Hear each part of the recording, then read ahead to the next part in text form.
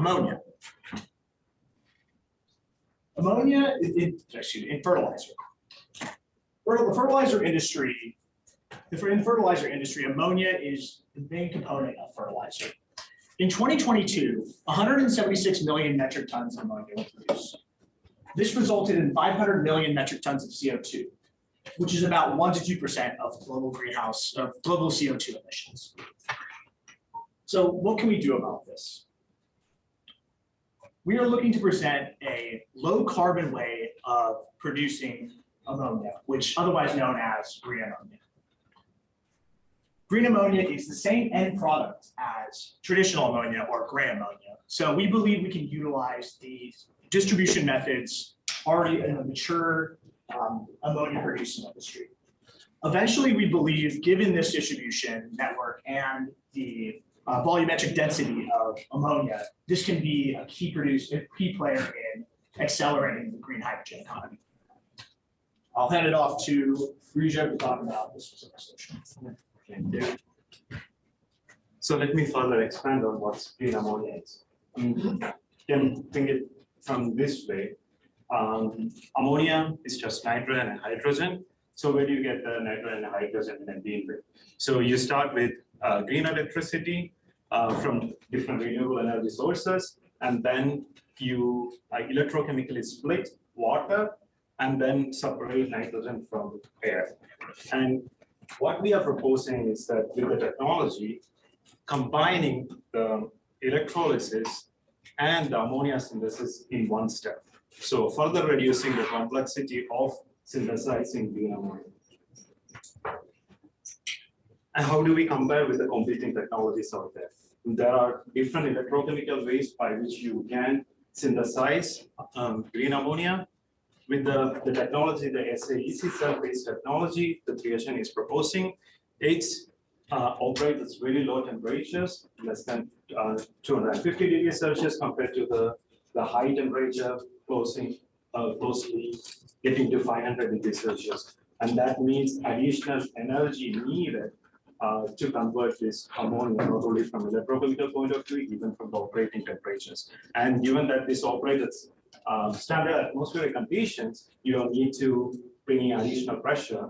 And because of the modular design as I shown, further reducing the complexity, imagine this even in a 20-foot container. It's going to be a much more footprint-wise, smaller way to synthesize ammonia off the tip.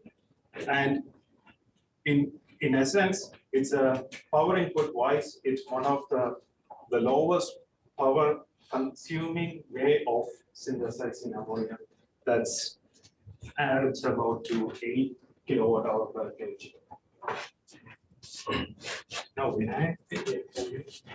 Further expanding on this technology is that presently the electrochemical cell is done in two different ways. First, it spreads the hydrogen to the water, and then in the further downstream vapor process where it synthesizes the hydrogen and nitrogen together to form ammonia at a very high temperature and high pressure. So the value that we are bringing by this product is we are able to do it all the steps in a single cell, in a single subject cell, operating at a low temperature and in a very high efficient way as compared to any other fuel cells present in the market. That's been our competitive advantage. And apart from the end users that what we see, we have expanded further where we see that this technology can be used where we can transport the energy, store the energy from one specific position to different place. And based on our user interviews, what we see is that green ammonia has a fraction. Green ammonia, customers are willing to pay a certain premium over it, so that can help them achieve their carbon emissions.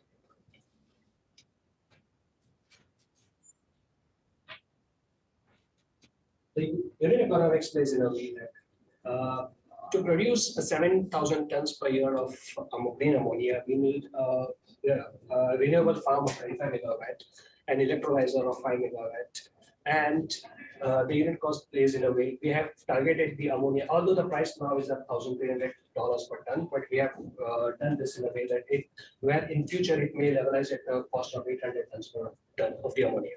So The fixed cost is $1 million spread across the different years, and annual operating cost is around 2.3 million, and we estimate to generate the revenue at $5.6 million. Further, Jason would explain on the market size. Yeah, so in terms of the market attractiveness, we from our research we really found that green ammonia is really very attractive. So although currently it only has a couple $1 billion market size in the US, is like forecasted to grow at more than 80% CAGR, and will reach the market size of more than 800 million by 2030. And the whole world size market of green ammonia will be around 4 billion, like around the world by 2030. And consider that that's still only a very small percent of the total ammonia market of the world. So there is a huge growth potential of the market. So in terms of competitors, because in the short term, the green ammonia market is not really very mature, so we'll be competing more like directly with the green ammonia, like the traditional ammonia producers that use the hydropower approach. But in the mid to long term, we anticipate that there will be more players in the green ammonia market, and we'll be competing with more green ammonia producers. And because we are also thinking ourselves as an energy carrier for hydrogen, so in the long term we're also competing with other like green hydrogen producers. So from our research and also the customer interview, we have identified 3 major customers. The first type of customer is the ammonia producers, and this is probably our like beachhead market. We're focusing more on selling our green ammonia product or licensing our technology to the big green ammonia or fertilizer producers in the market like Yara. And then the second part will be the hydrogen producers. So from our like research, we also found a lot of carbon-intensive industries in Asia, like in Japan, South Korea, and Singapore. They are looking to use hydrogen as a carbon-free source of energy. So our green ammonia will be a very like ideal product for them. And also in the long term, we're also thinking about selling our product from 2B to C, like selling the green ammonia to the farmers, like selling the fertilizers to them directly, because we are thinking about like vertically like integration, like selling the product by co-locating and using a distributed model that will be saving cost on the transportation of the green ammonia and being an extra like competitive advantage. So here is the business model as mentioned above. Basically, there are 2 major revenue streams. The first is the sales of the green ammonia, and we are anticipating there will be carbon credit in the future that will gain an extra revenue stream. And we are also thinking about licensing our technology for those market segments that we are not selling the ammonia directly. We are thinking about licensing the technology from licensing fees and the royalty fees. And here are the team members of our project. Thank you. Okay. All right, you kept it under 10 minutes. Thank you. Any questions, comments from the audience or from the advisors? Yeah. I have a couple. You mentioned hydrogen, green hydrogen as a competitor. How does if you looked at your cost comparison, you're at $335 a ton. Do you have a cost comparison to the equivalent kilogram amount of green hydrogen, and how do you see yourself competitively with that source?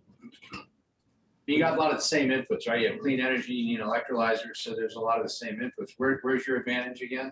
Yeah.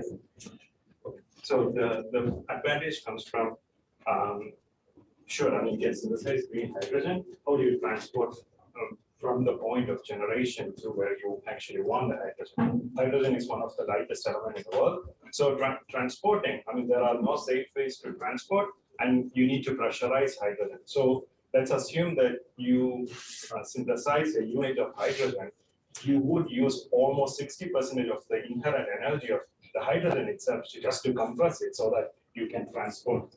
So from the point of origin of hydrogen itself, it's actually from our viewpoint, and maybe we also biased to ammonia, we do think hydrogen is not a direct competition, but it does have uses in in the end application, let's say in fuel cells, for instance, for powertrains. But it's not a direct competition to ammonia itself. But then I think you had a follow-up question inside that question itself.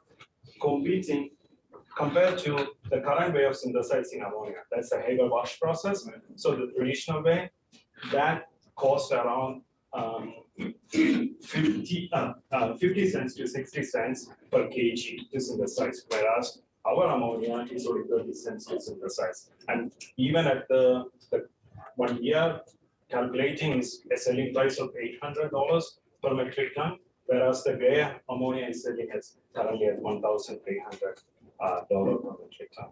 So clearly we do have an advantage over the way, I mean, even from cost wise, you have an advantage over the current way of synthesizing.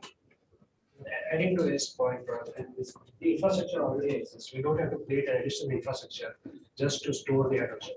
The existing infrastructure for ammonia already exists. The LNG transportation sector or the LNG storage methods can easily be used for the ammonia itself. So we don't need to spend additional storage facilities. How do you envision transporting? Is it by ship, by truck, by pipe? I mean, are you going to co-locate this with customers, or have you thought about all that? Answer to that, all of the above, because There's cost involved. yeah, exactly. I mean, whatever works for that particular scenario, that business case. I mean, but the good thing with the ammonia is that density-wise, it's comparable to natural gas. So imagine the current way of shipping natural gas. So you can truck, you can do containers. I mean, there are ammonia already here in the Midwest and also all the way from Louisiana towards the Midwest. We already have ammonia pipeline infrastructure. So we can already use that infrastructure, current infrastructure. It seems to me that Haber-Bosch, the negatives of Haber-Bosch are the very things that are your attributes, your positives, right? The fact that it's highly centralized, very much fossil fuel dependent. You are fossil fuel independent, right? So as natural gas prices go up, your system becomes much more attractive, or your technology. Also, you can distribute your technology versus the centralized version that comes from Haber-Bosch. So I would think you would want something that would be more distributed in nature, customers that are looking for distributed solutions that scale downward, right? And are independent of fossil fuel inputs. So have you found clients like this? Is there somebody who you can point to and say, they want your solution? Yeah, probably the one aspect would be for the target countries which don't have the sufficient natural gas, who rely on the transportation, import of the natural gas. And as you mentioned, Haber-Bosch machines works only in the scale of economics. So it's when you use a huge plant, then only it makes sensible, it makes economical for those companies to work. So the countries, the sectors which doesn't have the facilities or to rely more on imports of the natural gas, those would be the markets for us. And yes, we have that. Okay. And you touched on another advantage, I think, in there, that there's a lot of volatility associated with gray ammonia. Natural gas is the primary input here, whereas our technology, the primary inputs are water and Electricity. Who has a question online? Yeah, who's online that has a question? Yeah, this is Noel. Just one question. With this being a superior technology, I assume it's proprietary. Have you given thought to how do you defensively or competitively protect it? Is it a patent protection? Is it roll out and get market share so people have to catch up? How are you going to keep the advantage of having this technology? Yeah, the technology that we are relying on is actually a Northwestern invention. So Right. it's already patent secured, but not the ammonia synthesis route itself. So that's a work in progress, honestly.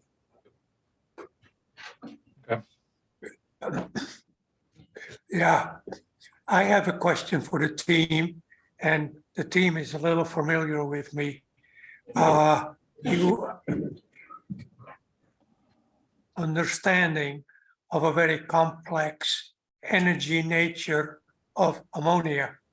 However, your plan has no ask for an investment, and neither does your plan identify, if you would get an investment, who you would target as your first customer to pay for your system to embrace the technology that you very eloquently and in-depth and have an in-depth understanding of. So great job, but you leave a major unanswered question. How much money do you need for what? Yeah, so I think our primary customer, our beachhead market that we're looking at here is actually the current ammonia producers, because they're already, a lot of these producers are already investing in green ammonia technology. They're looking to produce green ammonia. And so we already believe, we've had some customer talks already, and we believe that green ammonia, that these ammonia producers are looking to invest in this technology, would be interested in investing in this technology. Yeah. If there are specific steps, then how do we need to proceed with this? Is first, probably you need to have the technology ready levels, TRL up to 8, 7 or 8. So we have to demonstrate the technology in ground. So for that, the first step would be probably being partnership with farmers or co-ops, so where we can demonstrate our project. They already have the energy farms, so we don't have to spend much on the setting up the renewable farms itself. So that would be one partnership. And then second would be demonstrating and then selling directly to the farmers. Third would, as we said, How much money do you need for that demonstration? When you had a slide that showed $1 million of upfront capital, $2 million of operating costs, I guess the question is there an on-ramp before that that says you need laboratory time, you need experimentation, you need a proof of concept? You know, is this your ask, or is there more to it? No, it's an Yeah.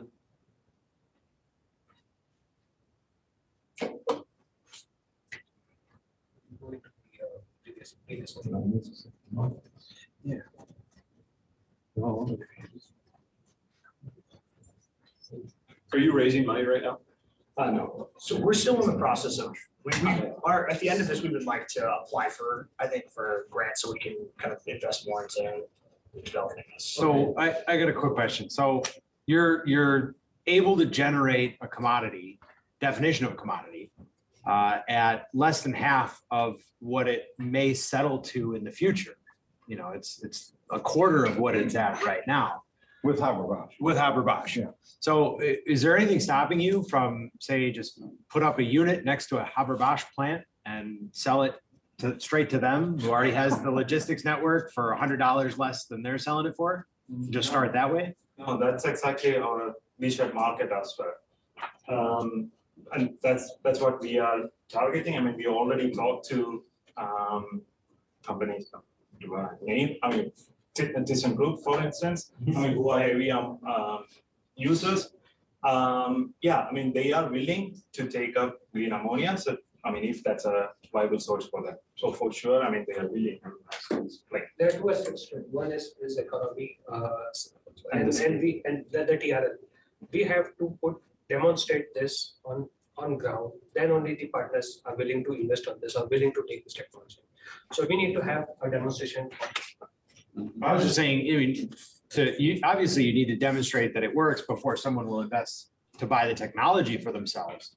But couldn't the upfront be you build a pilot plant next to a Haber-Bosch plant? So that way you don't have to worry about transpo, logistics, anything. You can just sell it straight to them. And then they get the benefit of saying, oh, it's green ammonia. You don't care because you're making money. And then you can reinvest the money into accelerating the development of the technology. I agree with Willem. I think the message has been just a little bit muddled in terms of where you're going to start, where you're going to grow. There's a lot of options that you threw at us, but the plan itself isn't particularly clear. What's unusual? Hopefully on a question, you mentioned your business model, licensing, and you get manufacturing. I'm not sure, unfortunately, I couldn't track you guys to the term. Have you looked at what the profitability is? Those are two distinctly different models. So if you're endeavoring to go after both at the same time, might you do the licensing, which would be far more profitable And then meanwhile, you pursue like what Ian and Wilhelm did, or, and maybe right now you're not at that stage, but I'm just wondering if you have a view on that. So we, thanks for that. We actually did all those three. I mean, just to give an example on, we even went beyond that. We even looked at capitalizing the carbon credits or the carbon offset by this green ammonia.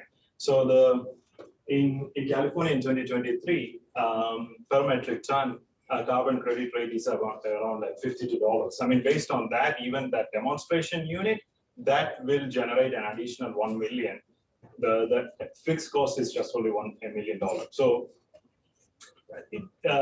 we looked at all the different revenue streams. I mean, you are absolutely right. And the way how we were thinking with the licensing explicitly is that we cannot be active in all different markets, and there is nothing restricting us from just to sit on this technology while people are competing. Let's say what we haven't shown here is the usage of ammonia as a marine fuel.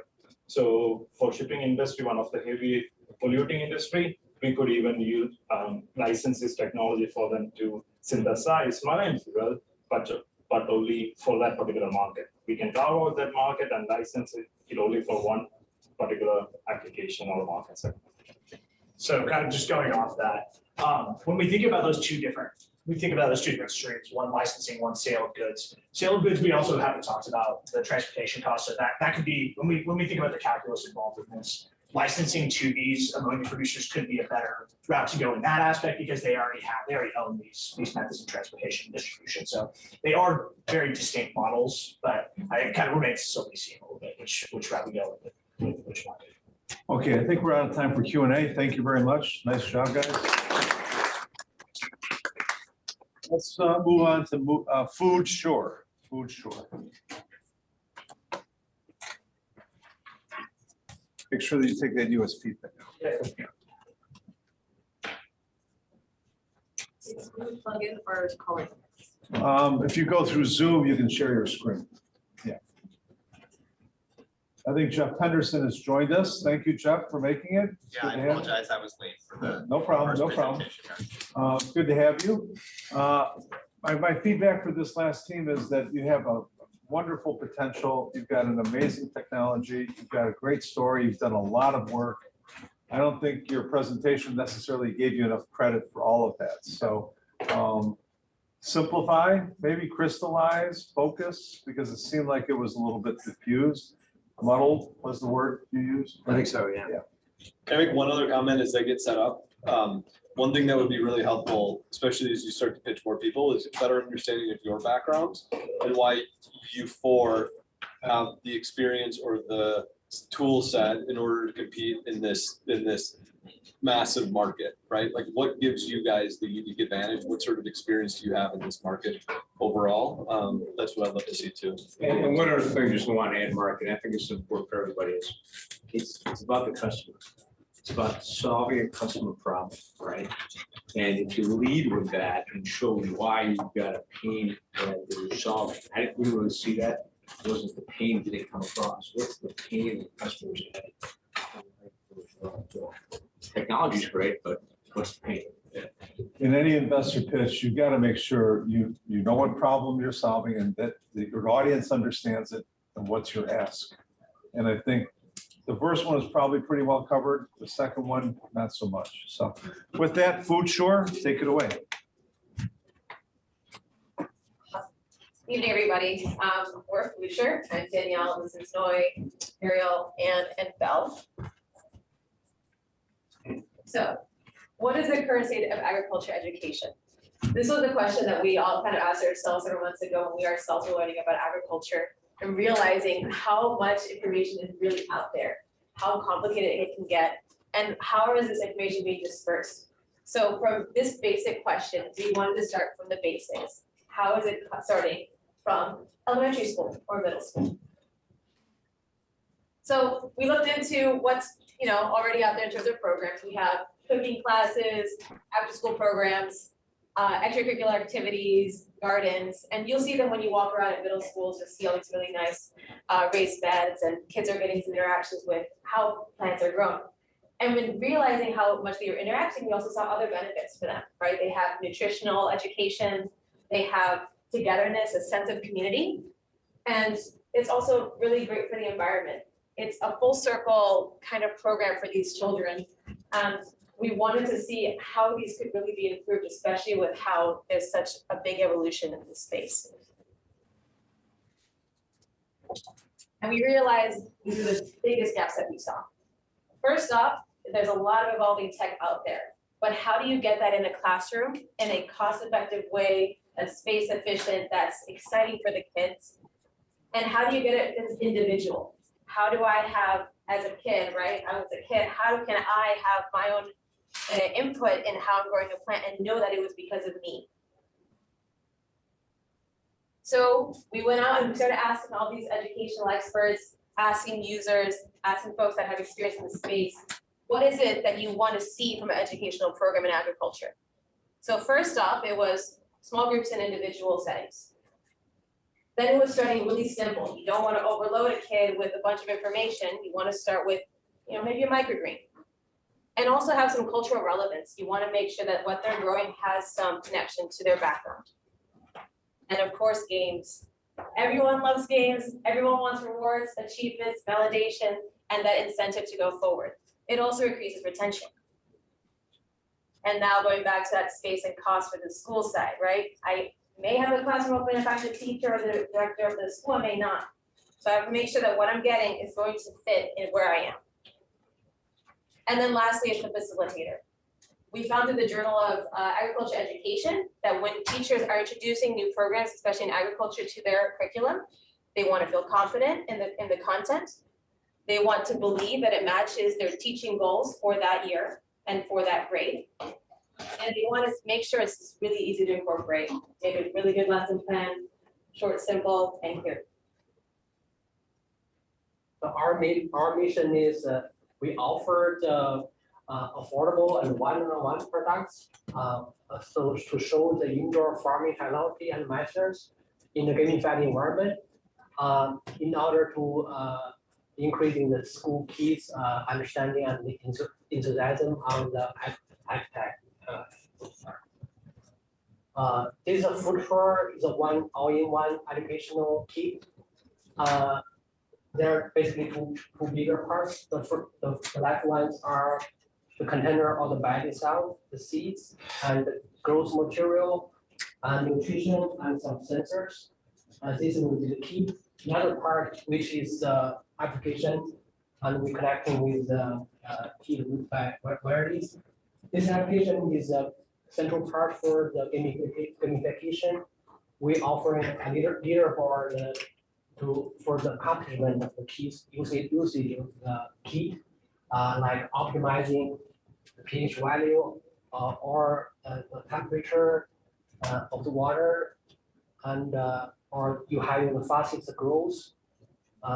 As a result, the user will be get rewards or can unlock other activities or go to the next ladder. Yeah, so looking at the market we wanted to target 3 primary markets, specifically schools, STEM education, and ed tech. With schools, there are over 12,000 middle schools, 8,000 charter schools, and additional 2,000 junior high schools. For STEM ed, there's a global market size of $38.7 billion, and then for ed tech, there's $183 billion in the market in the US alone. And so with this information, we wanted to target middle schools as well as communities and any sort of classroom that focuses on biology, science, food, nutrition, home economics, amongst others. So now in terms of competition, our competitors include other education programs that offer hydroponic or general agriculture systems. So these are some prominent examples. And so all of these competitors will inform or educate people in some way on sustainable agriculture, but then also have some sort of hands-on farming opportunity. But then when comparing our competitors to Food Shore, we still see the advantage of our product in the sense that, first of all, with affordability or accessibility, most of these competitors' kits are in the thousands. whereas we plan to offer a much more affordable product, so that even under-resourced, low-income schools can also have access to it. And then beyond price, the primary value of our company is having this really thorough, gamified education program that's especially tailored to middle school children. And so this educational component is what other companies seem to be lacking in.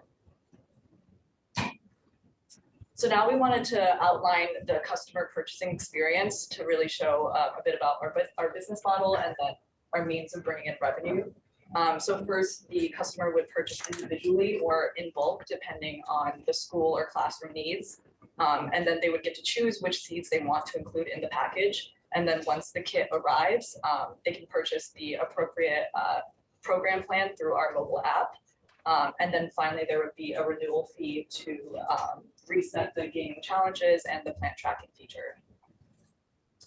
So now in terms of our distribution channels, we initially want to sell to schools directly, but then in later stages, we also plan to partner with NGOs who are focused on education for children. So that way these organizations can sell and distribute to the schools that they're each affiliated with.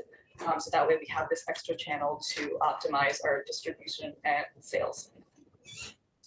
So when we started to connect the dots, we found out that the financial projections are very realistic.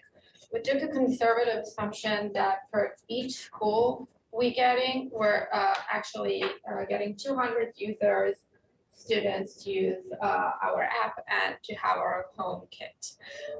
With that being said, by 2027, we expect that about 1 million users will use Blueshore, and this will bring us to 20 million revenue and almost 200 million ARR.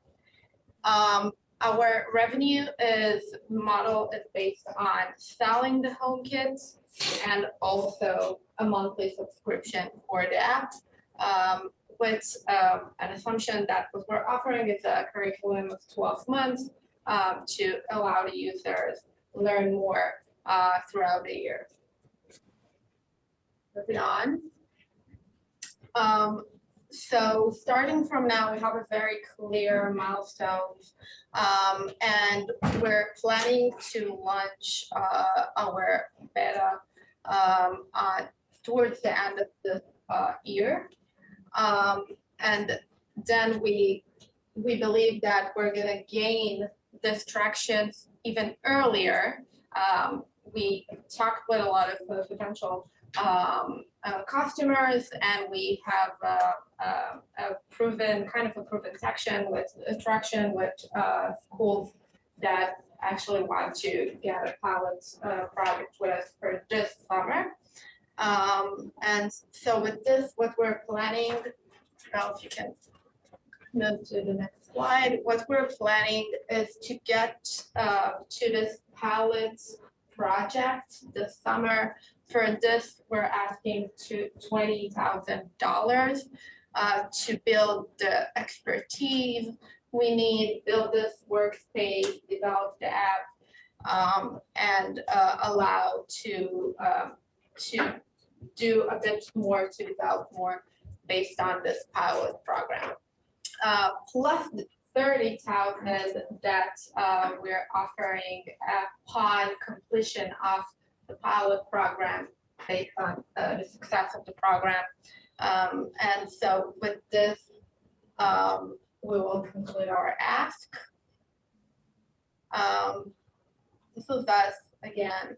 We're a team that completes all the needs of Blueshore to succeed. We have a business expertise, we have technical expertise, and so we believe that we can take it on. That's it.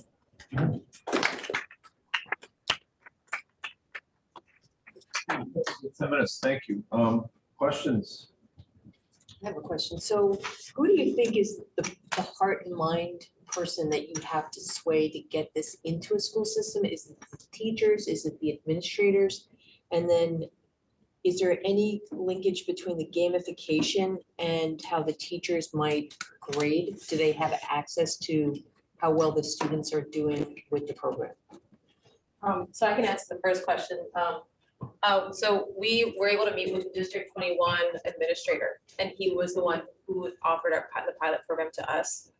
We also spoke to someone else who was a school administrator, and she was looking for a proposal as well. So it's very few experiences, but from that, it kind of shows to us that those are the decision-making people. We also realized that they're the like the early adopters people. They're really excited about the new tech. They're really passionate about the kids' education and just introducing them to what's out there, making sure they're keeping up with like the current tech and the current knowledge.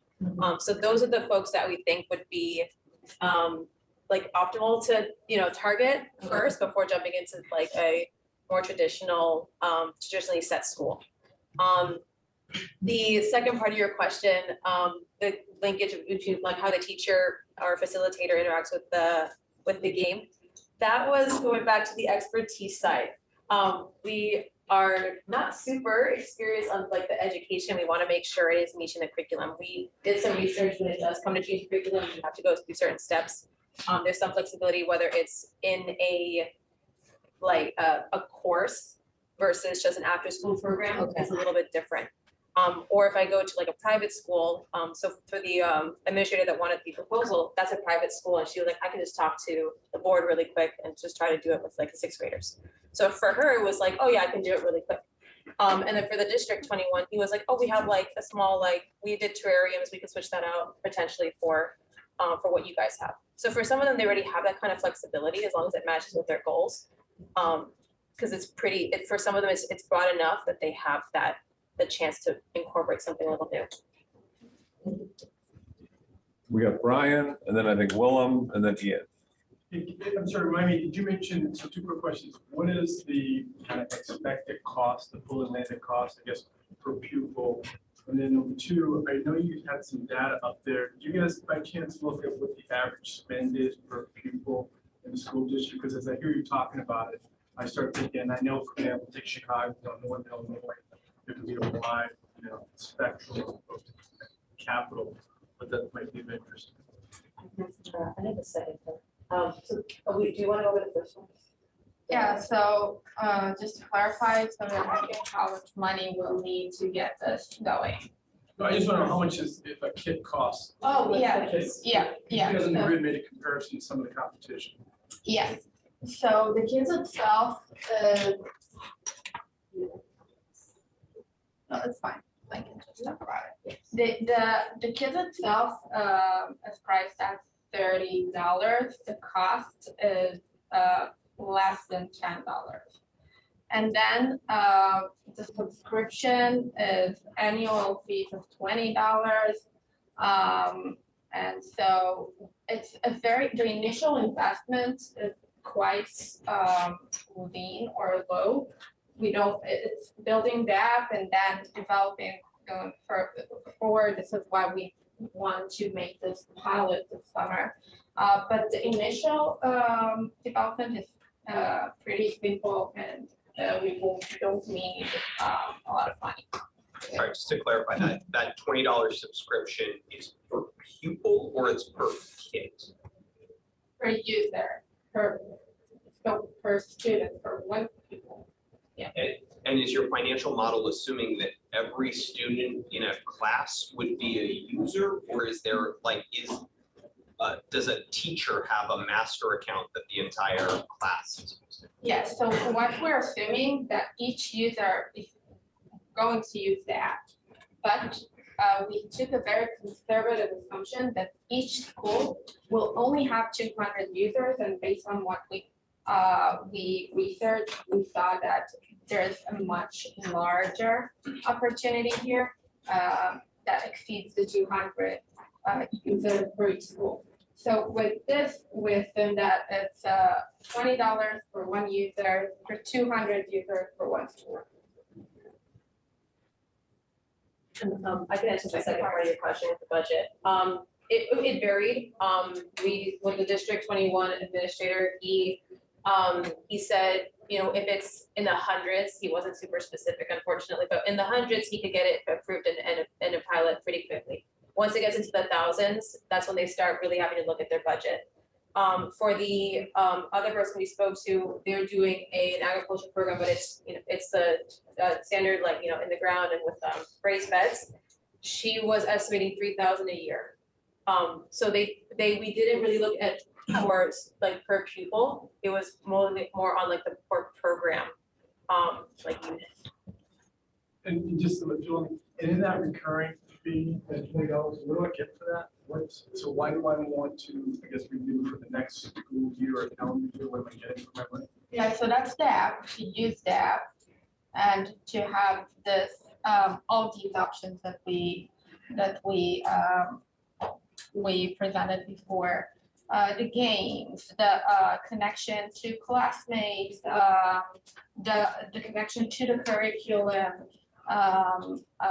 all of these is an annual process of in-person and out-of-class experience. Okay, Willem's got a question? Yes, great job, good presentation, but it left me with one basic question. How many educators of agricultural curriculum are unhappy with the materials available to them? How much of them have expressed clearly a pain doing their job? Okay, cool. That was definitely something we wanted to look more into towards like the last couple of weeks, because we realized that the problem itself, there wasn't like clear information on discontent. I think that's why we're going towards the NGO route, because they already have those connections, and they have the channels. We could find it out with schools directly in the beginning, but then kind of tailor it towards the NGO route, because based on like the lack of information that we had, it was just kind of a more natural way to go.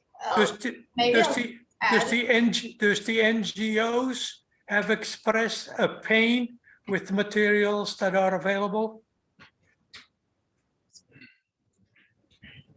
I spoke with one that was, they specialize more in agriculture. They stuck with what they had. Unfortunately, we couldn't get in touch with other ones in the time span because they were a little, we were going to some conferences and weren't available. Maybe I'll just add to this that future in real life doesn't really exist. It's not something that is really offered now. There are similar things, but not what we're offering, not the future experience. So it's very hard to compare to what they have now.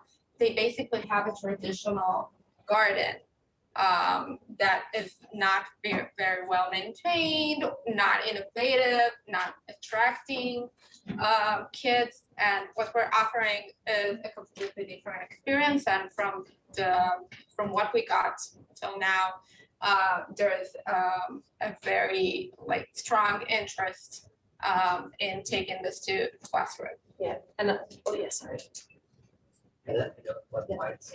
Yeah, I think I totally understand your question. So there is particular one, we need more samples, but we do have one case. They're mentioning that school is early adopter for hydroponic. They do have that hydroponic kit in that school. They complained that it was installed before pandemic, but they didn't use it at all because it's hard to movable and hard to set up. So this is that they complain about. And they do having a class called the CCC, which is short for Career Community Communications. This is a class. They basically for cook and sewing class, and they are looking for that one-on-one kit, so they can grow some produce. They can use that directly for cooking class. So they can serving that purpose and addressing one of their endpoints they're having. And this whole thing, the beginning of your pitch, you talked about student engagement and retention. So I assume that came from your interviews, that was what I guess your schools were telling you was a problem? It was a little bit of both. So it was just, so like just looking at research papers, understanding like the gamification part and the effects of it, of having that incorporated in general education. And the other part was, the other part was more of the one-on-one side. Right. Having kids like being a bit more involved and having and understanding their progress. Right. So the gamification part would just give them that visibility. So gamification was clearly a unique differentiator between you and the rest of the market, as well as your partnership model, which nobody else seemed to have. A couple others had apps, but they didn't gamify. Many of your competitors had no apps at all, right? So it seems to me like you have a distinct niche. The question is, will you get traction? Will the students actually engage with this? So I think your summer pilot, your experiment over the summer makes sense.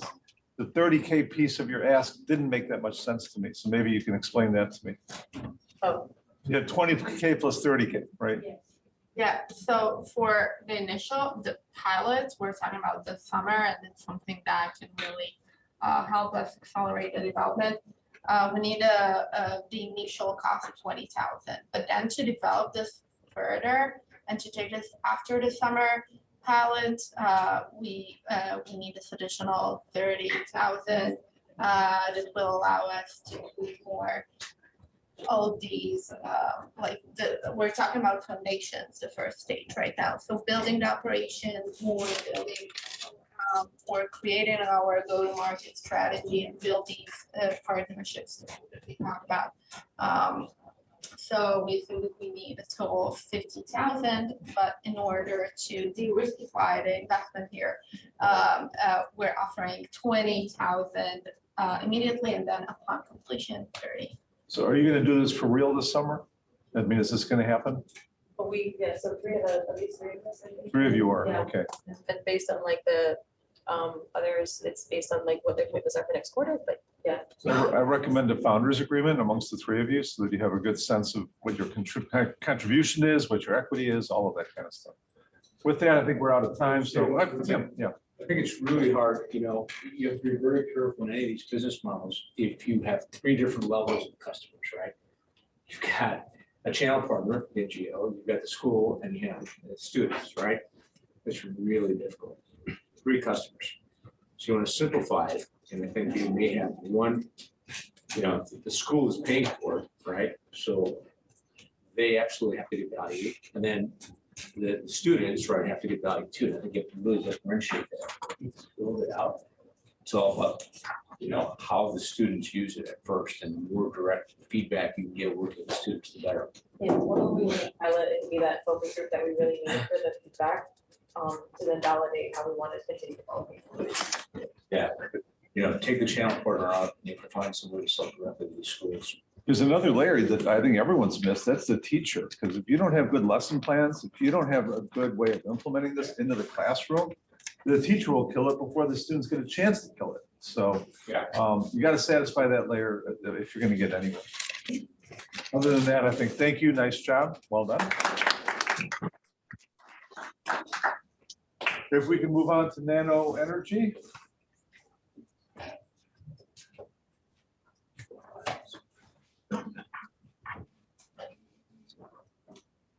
Ryan, any comments from you? I know this probably isn't a very big business, but what did you think of what you saw? Yeah, I think it's an interesting idea. I think again, Willem's point, focusing on the pain point that you're solving for the customer, and really diving into, as you think about the presentation, diving into again, like what is your go-to-market, who you're going to be selling to, what are the costs, and then how does that then transfer in terms of the growth that you're projecting? Because the 200 million, I think it was, in ARR in 5 years is a bit unrealistic, I'd say, if I'm looking at it from a professor perspective. So what's like the realistic path to sort of build and go to market, and how are you gonna do that in the classroom? But I think it's an interesting idea, and certainly it's a space that feels like there's a lot of disruption in the cool idea. It does seem like it's a market that's ready to be disrupted. It seems See, like that didn't come through until the end, so I guess my comment would be, I don't know anything about this, and I left your presentation thinking there's something here, but when it started, I thought, what in the hell are they talking about, right? I think you guys need to start with something that, to Will's point, to Ryan's point, what's the breakthrough? What's the problem statement? What is it that, it took a while to get there, and then by the end, I think we're all saying there's a there, but at the beginning, I didn't even know that this stuff was taught in school, so I think you gotta put some context around this right out of the beginning to not, and to see if people don't know that this thing exists, you It'd be know? great to say, like, currently, right now, the schools are spending X dollars, X billion dollars, or X million dollars per year on underutilized, really shitty agricultural experiences for students. Yeah, some pictures of broken down gardens, right? Wilted plants, whatever, you know, I'm sure it's out there. I pass them every day on the road, right? All these school gardens that frankly don't look very good, so. The way to make it better is by providing an app and gamifying it for students to make it fun again. We're making agriculture and growing a garden more fun. Okay, Wave Watt, I assume you're ready to start? You have 10 minutes, take it away. Good evening, everyone. We are Wavebot, also formerly known as Nano Energy, as said on the board. I'm Nadia. This is our team, Lisa, David, Mishta, and also Teng.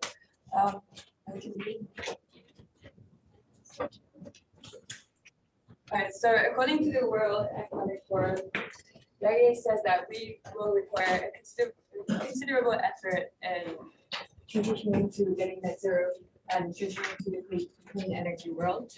And so our challenge and our problem that we are focusing on is regarding this field.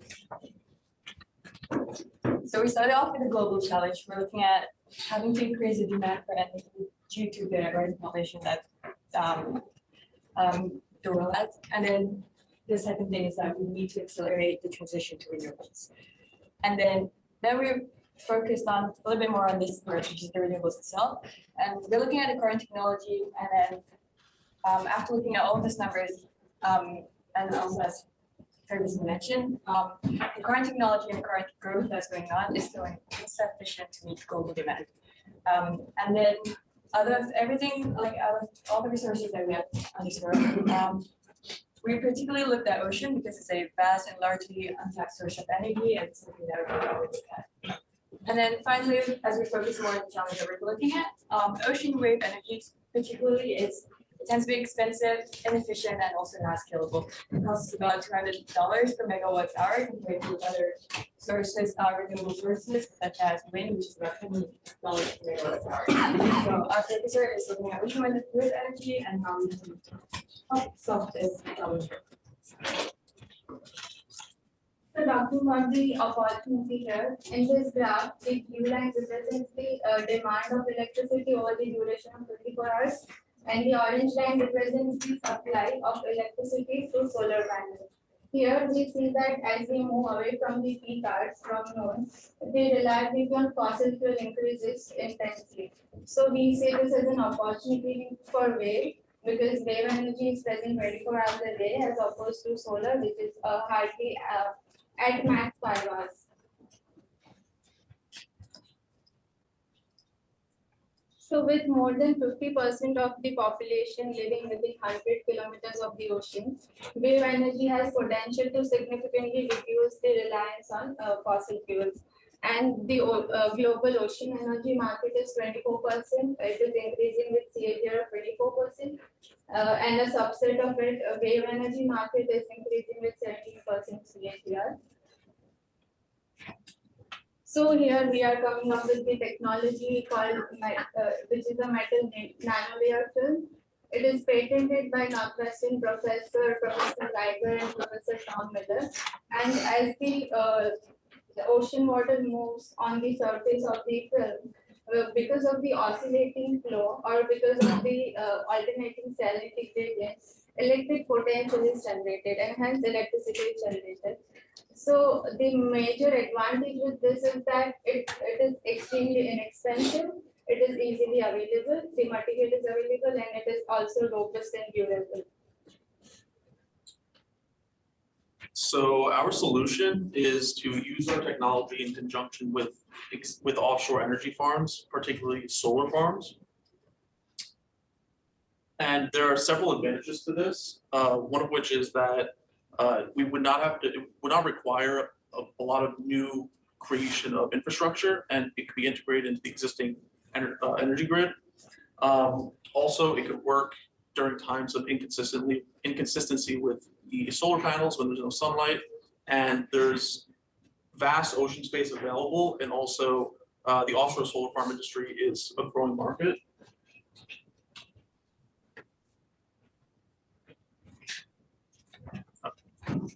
So our minimum viable product would be partnering with a company called SolarDuck, which is the first in the worldwide company that has developed offshore solar farm structures that can go deep into the ocean and withstand harsh conditions.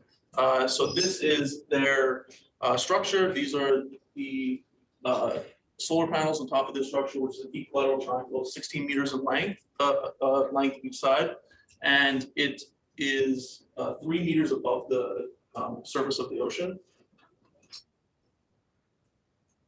So this is a preliminary design of our structure, which would go, as you can see right here, it would go in that 3-meter gap between the surface of the ocean and the bottom of the solar duct structure.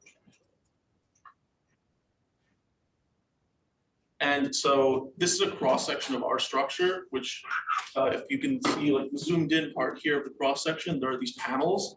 And each of these panels would be made of high density polyethylene plastic that is coated in copper nickel alloy nanolayer. And the reason why we chose copper nickel as our metal nanofilm is because it offers the best balance between electricity generation and corrosion resistance. And also our design maximizes surface area. Each panel is 1 centimeter, and then they're separated by a distance of 1 centimeter, which creates a total surface area of around 30,000 square meters. And also the tightness of each panel takes advantage of capillary action, which this total structure would create a power density of around 40 watts per square meter.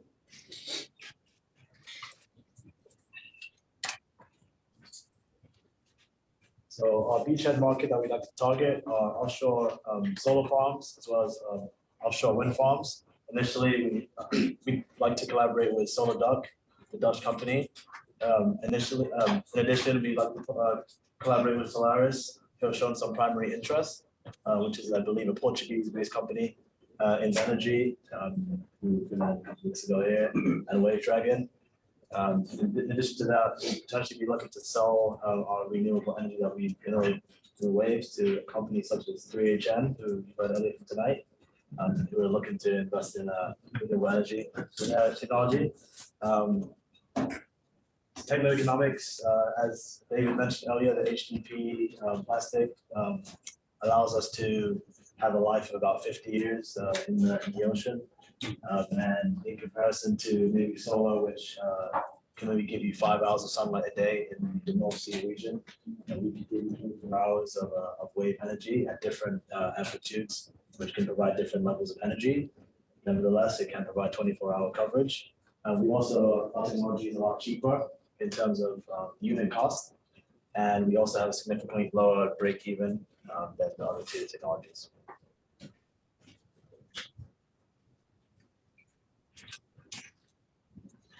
Some of the competitors out there, generally based in the US, but some also based in Europe as well.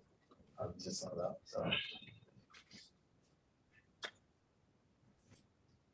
So our business model primarily is, as we mentioned already, to attach nanofilm technology to renewable energy structures, such as the solar duct structure that we've shown earlier, extract energy around the clock, and then be able to eventually sell energy back to the grid or to a specific other companies as well.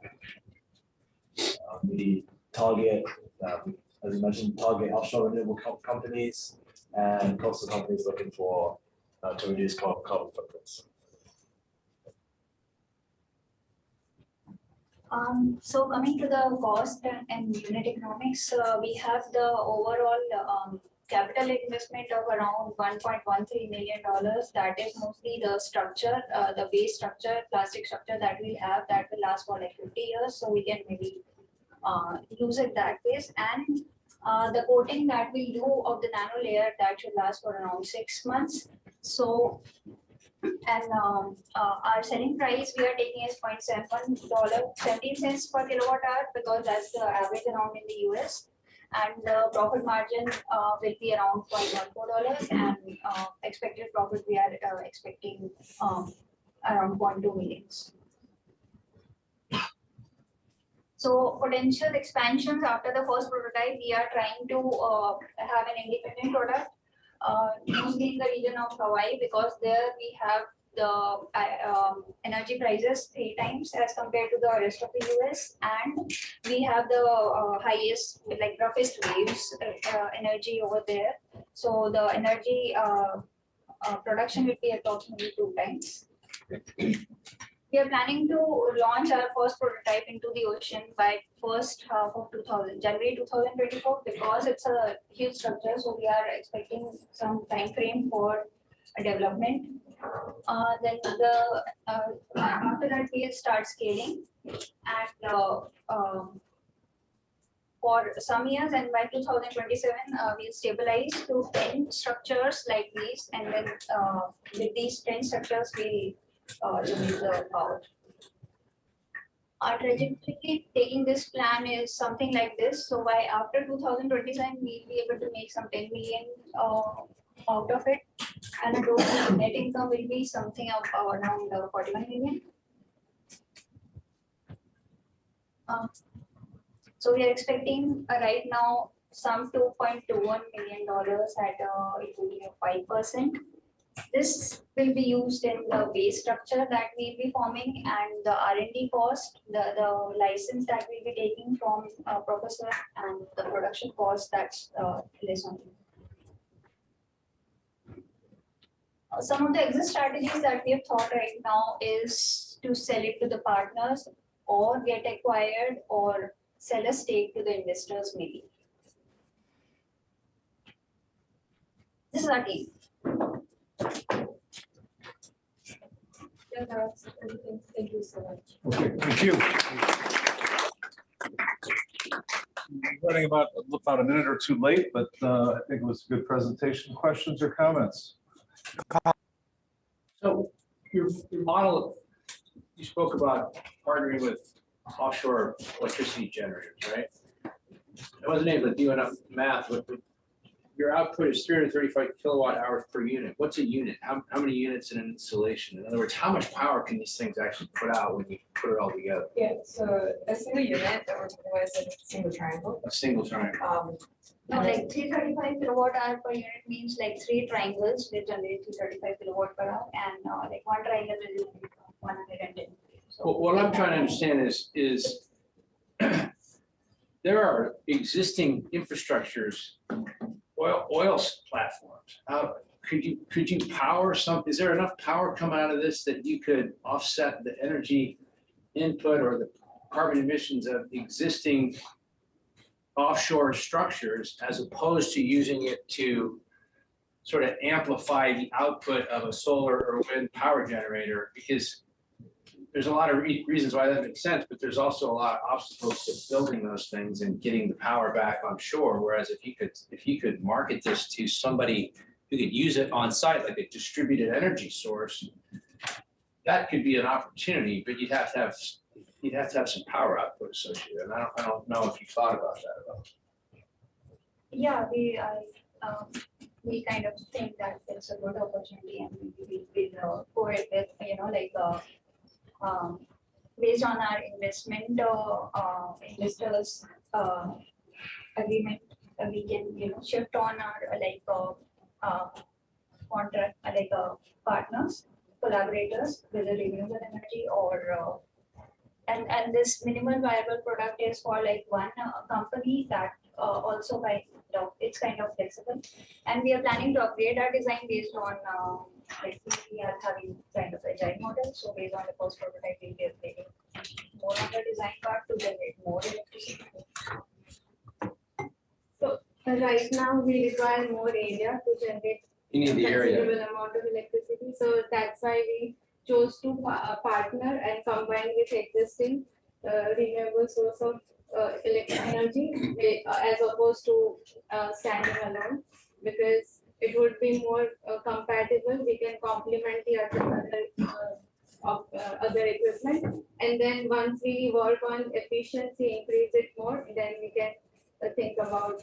So you need area, which is why you went for solar as opposed to wind, because there's not enough area on a wind platform. And you can plug into the existing infrastructure of the solar offshore development.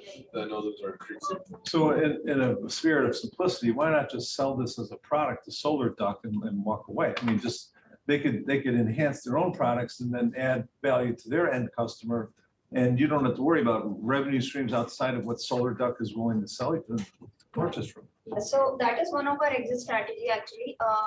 But like for the first prototype, we are trying to like know the product ourselves, like test it ourselves and know the value of it. And based on that value, what we get, then we probably can sell it, or maybe we get acquired, or like those are the different exit strategies. Actually, we thought about this because as a startup, we need more cash flow, and that would come. We also talked to Tim, and that would come from selling the object itself as opposed to electricity. Right. Then we also we thought of one challenge that we might face would be that right now the company would not be trusting us 100%. We need to give them surety by testing the product, and then so our first in would be to sell electricity for a while, and then once they are sure about they want to work with us and they like the product, then it would be better for us to sell the equipment itself. Another model is rev share, just simple rev share. So if there's revenue that Solar Duck is getting, you share in that incremental revenue that comes from your value add, right? What did Solar Duck say to you guys when you talked to them? So we pitched in front of one of the companies, Solaris. Yeah, Solar Duck, we reached out to No response. 10 people, and the only response that we got, either no response or that they don't have time, so. With Solaris, you talked to. Yeah, they're based in Portugal, right? Yeah, a person called Antonio, we talked to him. He was happy to see the product, and then he asked us for more details about the presentation we showed him. So he will be talking to us. He'll be in contact with us, and he'll look out for other opportunities that we can tap into. Okay. And also he'll be talking to his company. Yeah, So just to add to that, you said, go ahead. yeah. Great job, team. A clearly identified and clean source of energy. You have a beachhead market identified. You know what it is going to take. You have a clear ask for money, and you clearly identify the competitive in the energy market. So the only question I have is, I'm a little familiar with the technology. What are the risks of scaling it to the size you need to plan on your beachhead project? Have you considered the scaling risk of the technology? Probably if our proof of concept is passed, in that case, we will be scaling it to the location like Hawaii. So there we expect to have higher energy generation, only like around 6 times higher energy generation. No, 2 times higher energy generation and 3 times higher price. So and the risk associated with that, we can probably, we have included the transmission, like some transmission cost, like infrastructure cost that we'll be building in Hawaii for that, but we have not included it into that much detail maybe. So we need to work on that also, but that is again, yeah, like we have kept it for, like we are aware of that part. I don't think that is a risk, like the calculation part. Yeah, my great concern is to go from centimeter square to a kilometer square in deployment. Okay, that is a challenge for any physical structure with this kind of technology. So talk to the inventor, talk to the engineers, what is involved in having a high number of square meter device under a platform in a wave environment. Okay, not simple. Yeah, we have taken we have time around 9 months for our first prototype itself. Like by the next year, January, we will be introducing it. Probably because of that reason. Okay, great job.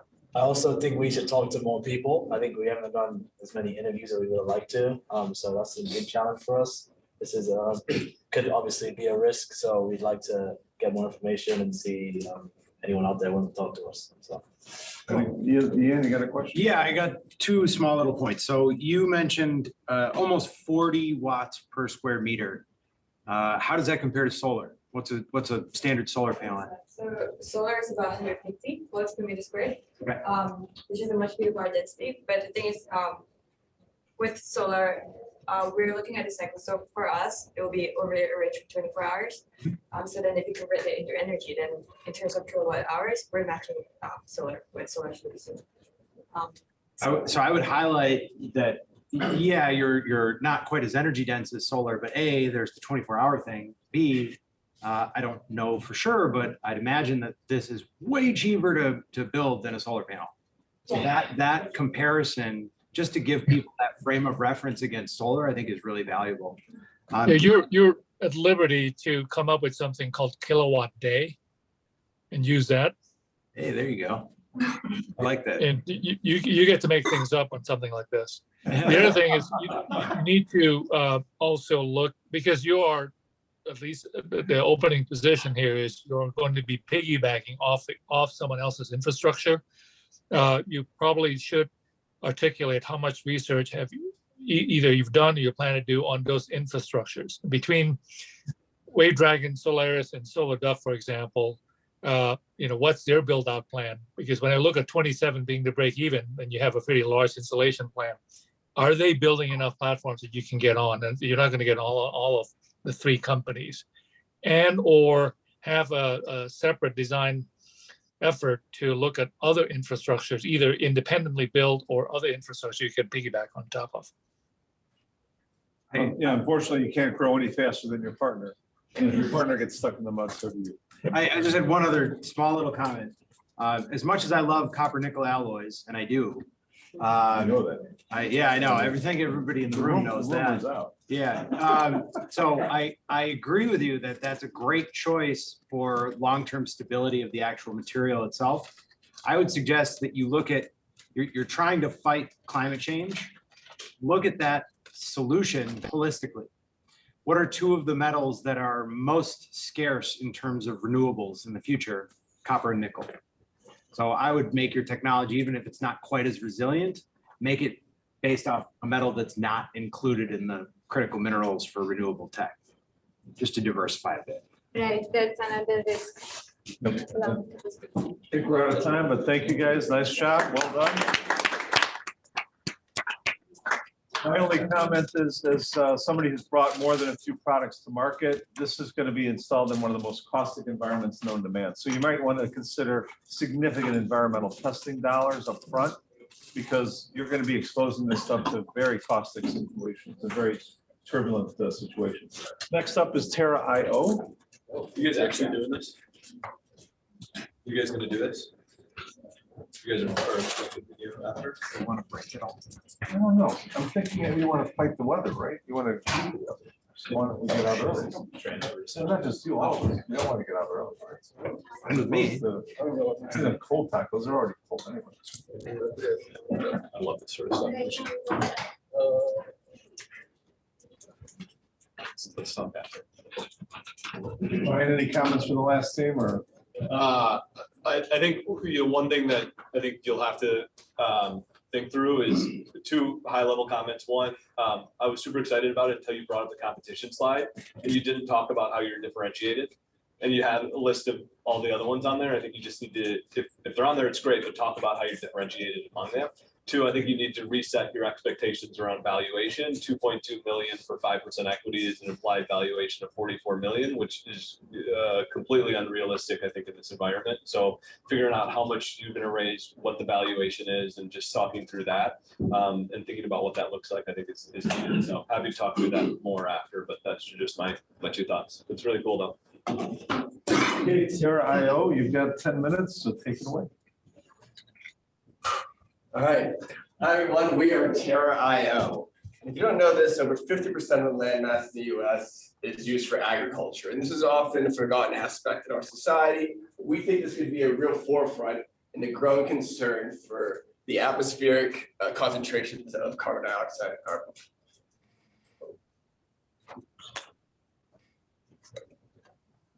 All right, so our mission here is to really focus on the voluntary carbon market by providing quality carbon credits to agriculture and enhanced rock weathering. So what's the problem right now? Voluntary carbon credit is kind of suspicious and really lacks a lot of trust. So the majority of these carbon credits present right now really struggle to provide true CO2 sequestration. So what are the two major types of carbon credits right now? 90% of them are around avoidances and reductions. I don't know if you guys have seen this in the news recently. There is a 90% of current carbon credits are worthless due to rainforest and whatnot. But what we're really focused on is the actual carbon sequestration by pulling carbon out of the air. So why do we need to do this? Obviously, there's a great concern about atmospheric carbon concentrations, and we're looking to get back to pre-industrial levels. And right now, there's a number of different solutions. And we're really focusing on the enhanced rock weathering aspect, which has a good cost point for its ability to sequester carbon permanently. So that's where our company comes into play. Our goal is to develop agricultural projects to generate quality carbon credits coming from removals. And the way in which we're planning on doing that is through enhanced rock weathering. Now, what is enhanced rock weathering? Rock weathering or chemical weathering is a natural process that is part of the carbon cycle. And what it does, it uses stones and rocks like limestone, and it converts an active form of CO2 into an inert one like bicarbonate and puts it in the ocean. So two things, it sequesters CO2 from the air and it regulates the alkalinity of the ocean afterwards. This is a fantastic process that nature does for us, but this takes hundreds of years. So enhanced rock weathering takes this process. It takes the one of the main reactants, the rock in this case, and it grinds it and mills it down to microscopic particles to enhance the surface area and to speed up this process, basically. The rocks used in this case are often a byproduct of mining operations, and the dust can then be spread over agricultural land. What it does is that it can improve the fertility of the soil, and can improve water retention, and it can improve the quantity of micronutrients. And that can ultimately lead to an increase in the yield for crops as well. And eventually the inorganic material turns into organic and it gets dissolved and it goes into the ocean, whatever, for source and weathering.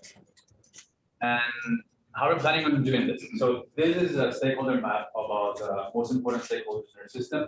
The center is us, we have farmers, the registries granting the credits, we have buyers of the credits, and we have the manufacturers of the soil conditioner, which is the rock dust that I mentioned before. They would initially sell the conditioners to farmers, and in doing so, we would also provide the service of soil sampling and monitoring and modeling the data coming from the CO2 sequestration. We would use that data as proof to apply for the registries to get the credits.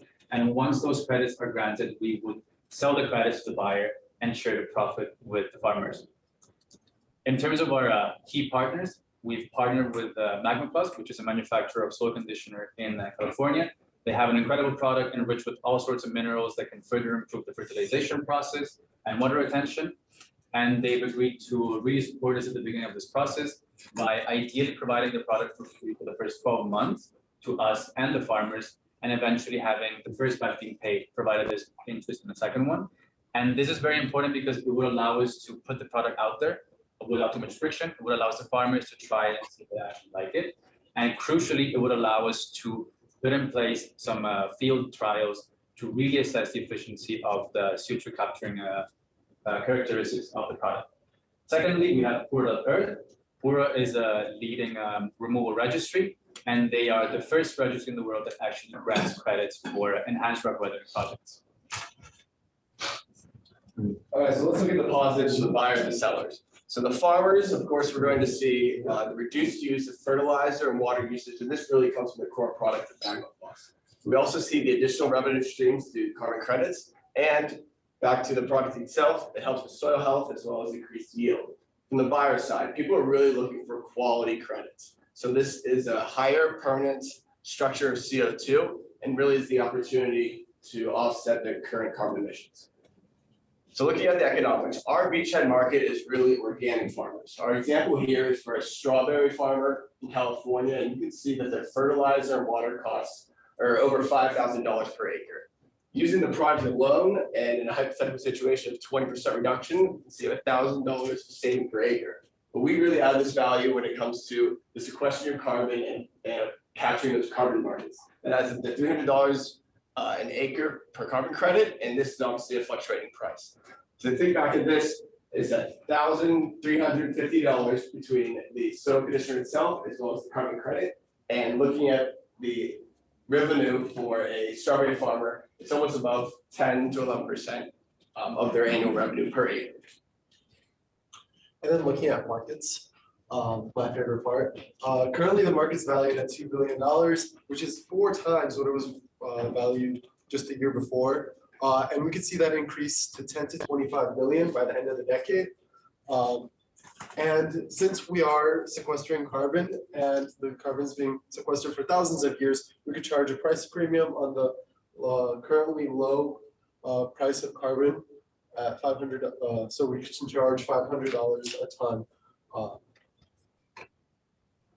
And since we are one of the first people looking into enhanced rock weathering for carbon credits, this is our part of the market is still relatively young. Pura.Earth did just release their first carbon enhanced rock weathering carbon credits and the mythology behind it. And we have other registries also interested, and the interest is only gaining.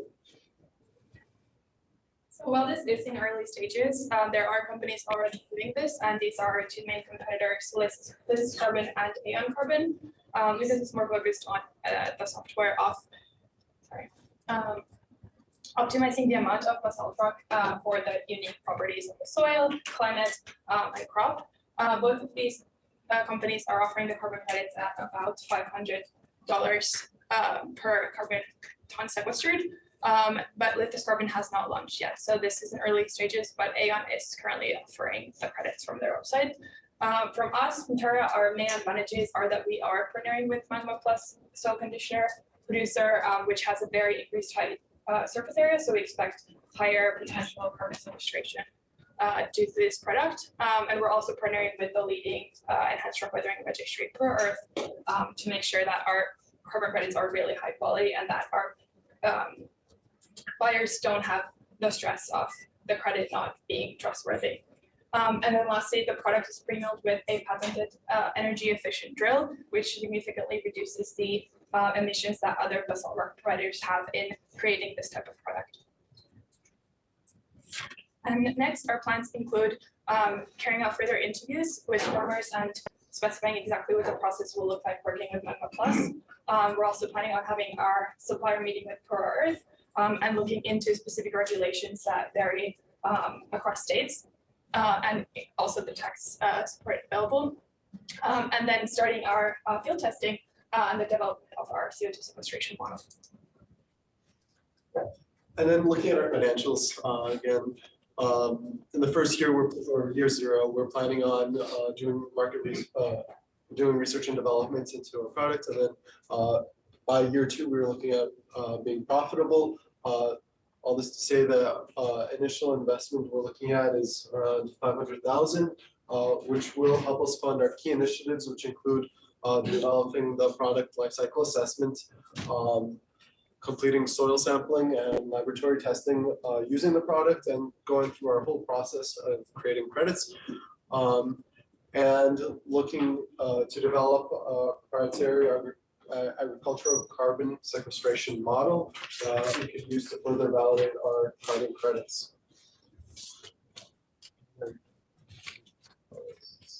And then this is us. All right, thank you.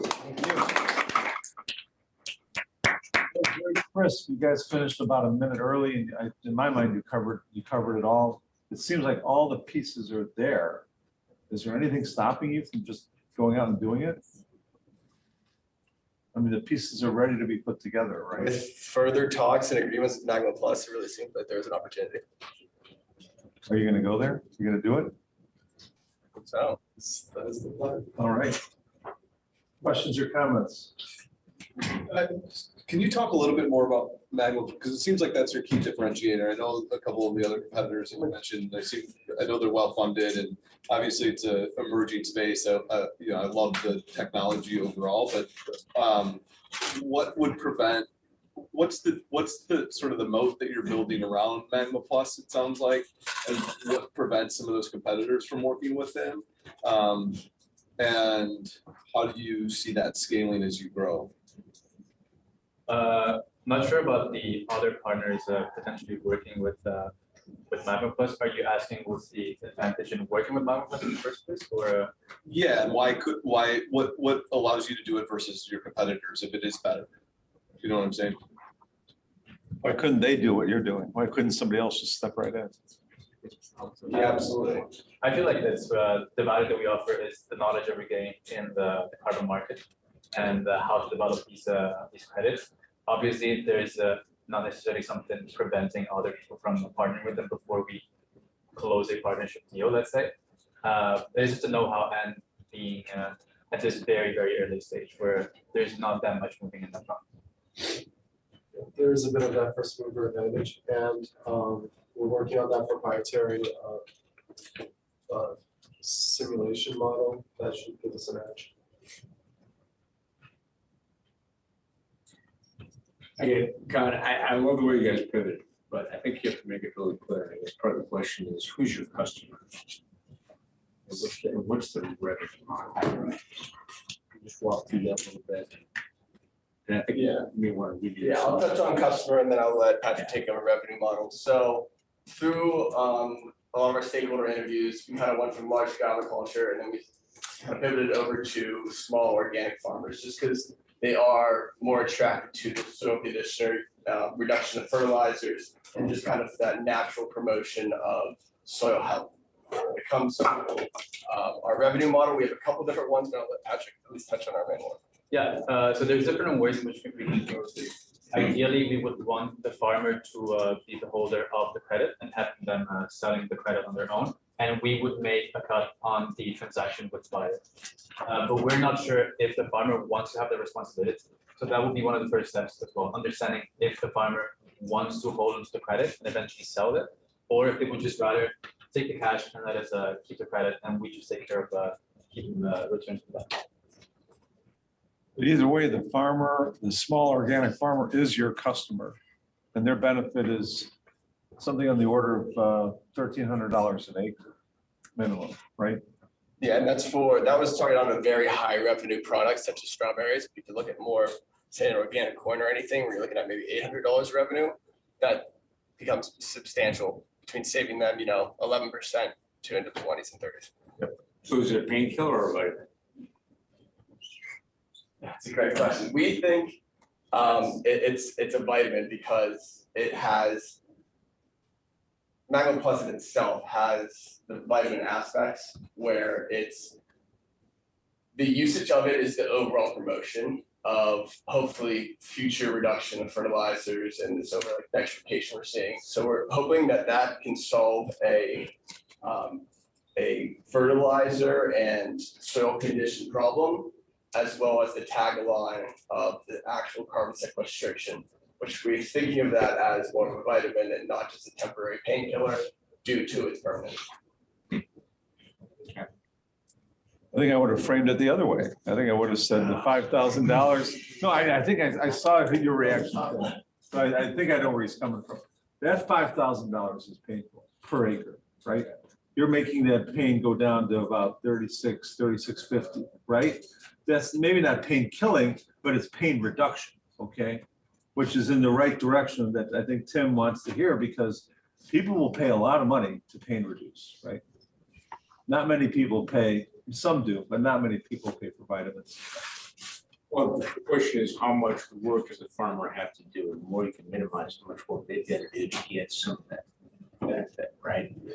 The more it becomes a painkiller. Yeah, so with the Yeah, but additional, You're gonna make it easy. the additional model, the initial model was that first year kind of free, and then if you choose to reuse that product, you pay back. So with the way Nine Plus developed, it's, can be applied with normal farming equipment. So there isn't, the only real necessity from the farmer is the inclusion into the sampling program. I didn't quite follow. Is this an annual application? And then you mentioned this, you put in the ocean. Is there a removal process? I'm just trying to think, is that a physical process, and is there a cost or a hassle associated with that from the farmer perspective about you got to layer this stuff on every year and then layer it off and truck it? So how does it physically work? Application cycle depends on the crop you're planting. It can range from 1 year to every 3 years. The ocean part, that happens naturally. It's inorganic material that reacts and turns into nutrients. That then dissolves, goes into a waterway, and goes into So the there's ocean. there's no scraping or. It does the same thing that fertilizers do, but it doesn't cause any damage. It actually reduces the size of the. Okay. So it's valuable to fighting ocean acidification. I get it. Okay. Any other questions? I think that one of the challenges that you're gonna have, which is what some of the competitors that you see in the space, is convincing farmers to actually apply this. I think it's really tough to get a farmer to do anything that's different than what they're currently doing. And so I think the more that you can validate that, talk to farmers, verify that they're willing to do this, and even if it's on a small part of their farm to begin with, they don't want to risk any sort of reduction in yield by putting anything new on their crops. And so if you want to really do something with this, you have to validate that farmers are willing to apply this, and that you can scale that network, because that's key to, I think, this business overall. Well, that's where I was going, Ryan. It's really hard to get people to change their habits. Yeah. Probably especially farmers, right? I mean, they're not exactly, out there, leading change, right? So there's got to be enough gain, right? It's got to be easy. I think that really guided us into defining our niche market, because we were going for commodity crops, so the larger scale, but then the margin there tends to be razor thin, and making any changes on a large scale is just unfeasible, and it's not going to work. And even adding that extra cost per acre when it's a plot of land that is immense is really, really hard to convince someone to do that. But then if we focus on specialty crops and more specifically into organic farms, that's already a need. People are constantly on the lookout for ways to fertilize their soil in a natural way, stay within the guidelines of organic. And we talked to a couple of farmers, people sourcing for bones, people using extracts of algae, but they're constantly looking for a better product because they have to upsell their products, which is why we've identified that market. And eventually, if we're able to verticalize on that, we can try to think on expanding in different markets. So were they specifically receptive to your solution? We didn't propose a solution when we talked to them, but we asked practices around fertilizations and what are they currently doing to fertilize their fields. And they were saying a mix of different compounds, but they specifically mentioned that there is a constant search for better ways to fertilize their fields, because the best way is currently using manure, but that's incredibly expensive. And so they're trying to find different ways to fertilize it. So I think that's what's missing in my mind in this presentation, is some sort of verbatim that says, we've got 2 or 3 or whatever number of farmers ready to go. I mean, the technologies are all here, they're all proven. You're basically just putting together this carbon credit thing to combine with the fertilizer substitute, and I think you've got all the pieces there to make this happen. So all you need is a customer ready to say go, right? Yeah. Anything else? No other questions? I think we're ahead of schedule. Thank you. Thanks, Scott. it's not a question for the group, but it's just a comment to the other advisors in the room. My company is the one that's making Magma Plus, and we're extraordinarily excited that this group has latched onto this business model, and we fully intend to engage with them at scale. Y'all get You make it, you grind it, you just ship it. It's always a pain. I know you got that. It's always a pain.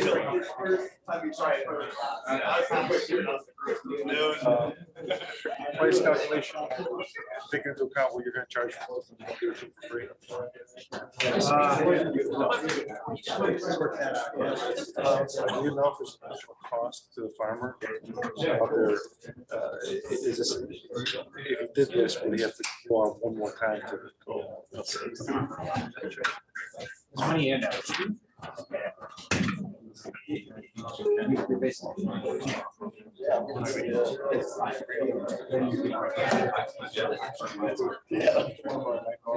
I think what we've heard, we gotta go. So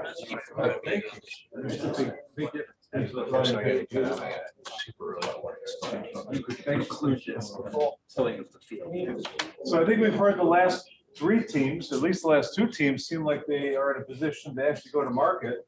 Let's see where Foodsy, how do you pronounce it? Foods? Foodsy. Okay, take it away, Foodsy. You got 10 minutes. All right. Good evening, everyone. We are the team Foodsy. We were earlier called Waste Tracker, but we realized we are no more dealing with waste, right? It's a good consumable food that we're trying to monetize. So here we are. So I'll start my presentation with a quick 2-minute video, which kind of will encapsulate why we are here in the business.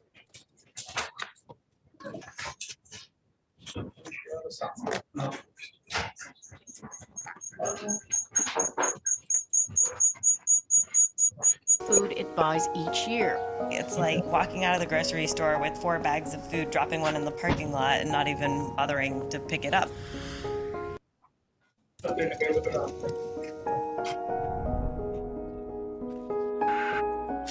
Here's a startling number about a preventable loss. The average American family throws away 1/4 of the food it buys each year. It's like walking out of the grocery store with 4 bags of food, dropping one in the parking lot, and not even bothering to pick it up. A report by the Natural Resources Defense Council says 40%, nearly half of all the food produced in the United States, never gets eaten. Nearly 35 million tons each year. At a cost of $165 billion. We see a lot more waste come out of fast food restaurants. We only keep our product in here to be served to our customers for a certain amount of time. For example, our chicken would only be kept for an hour and a half. Food waste is a huge issue. We went to one freestander. Just that one day, they had 150 pounds of food waste. 1 in 4 American children. That's 1 in 4 of our kids, 17 million. Start each day not knowing if they will have the food they need. I'll go without food before my kids will. Budget is down to the penny and it's just not enough still. When's the toughest time for you? When I eat and my mom doesn't. You go to work and put a smile on your face, but then when you come back home and you realize, like, I don't have any food. It is crazy that is happening in a country with 730 football stadiums full of uneaten food. It's insane. Much of what's currently being wasted could be used to feed families.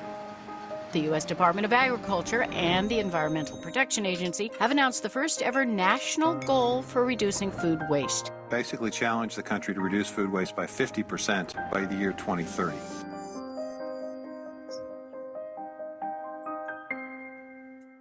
All right, so we are up to challenge.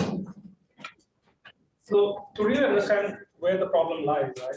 So there are 4 key stakeholders in this entire value chain: the producers, the logistics or the supply chain itself, the retailers, and the consumers.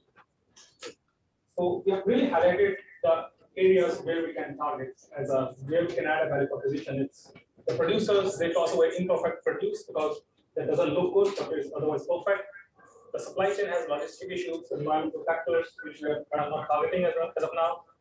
With the retailers, inventory mismanagement, near expiration food items, And at the consumer level, it's a confusing expiration dates that are published on the products, right?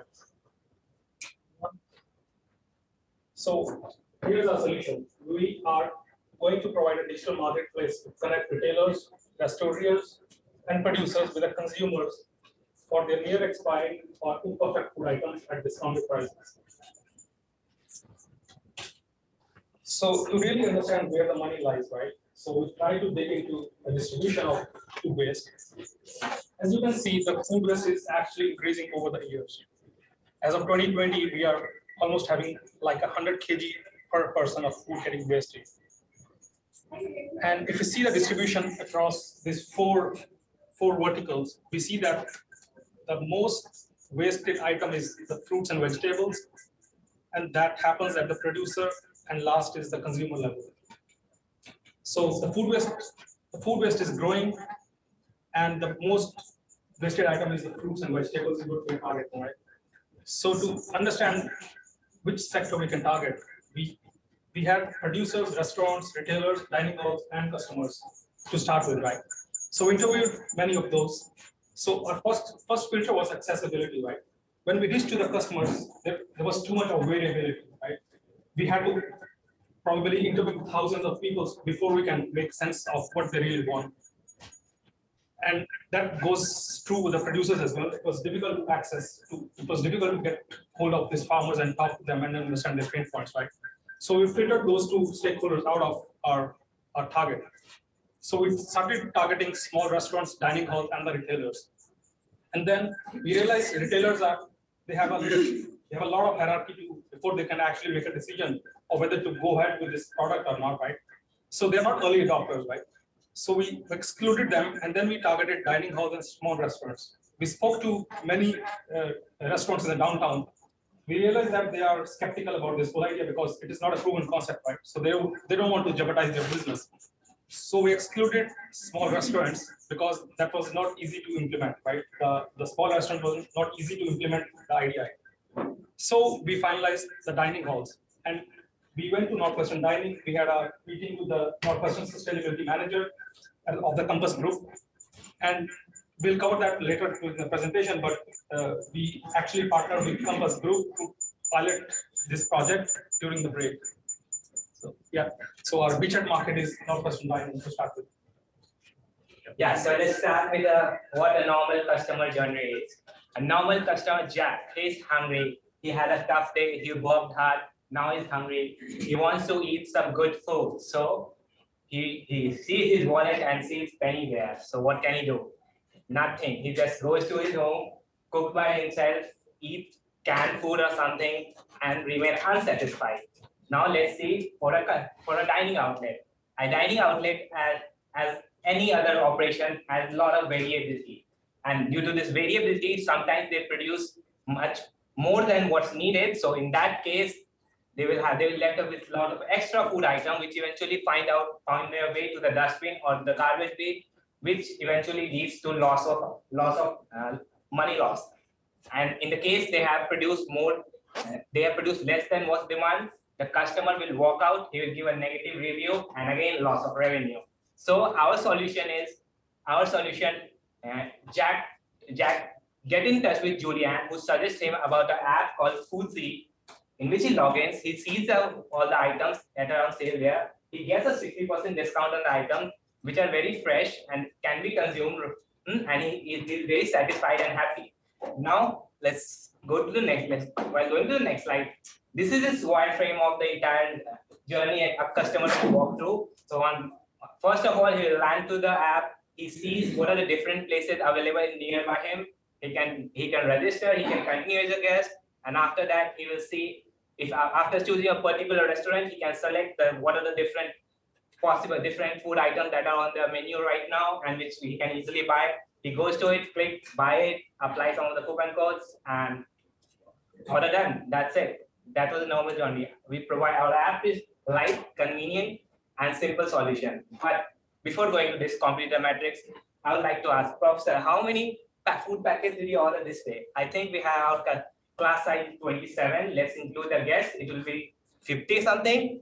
And you know how much is left today right now outside? I have no idea. I assume to 13. And I will give you one more example. Normally you bring lots of good food in the project management class, samosa, and we seriously enjoy that. But there are a lot of many samosas left over. but there are many beggars there.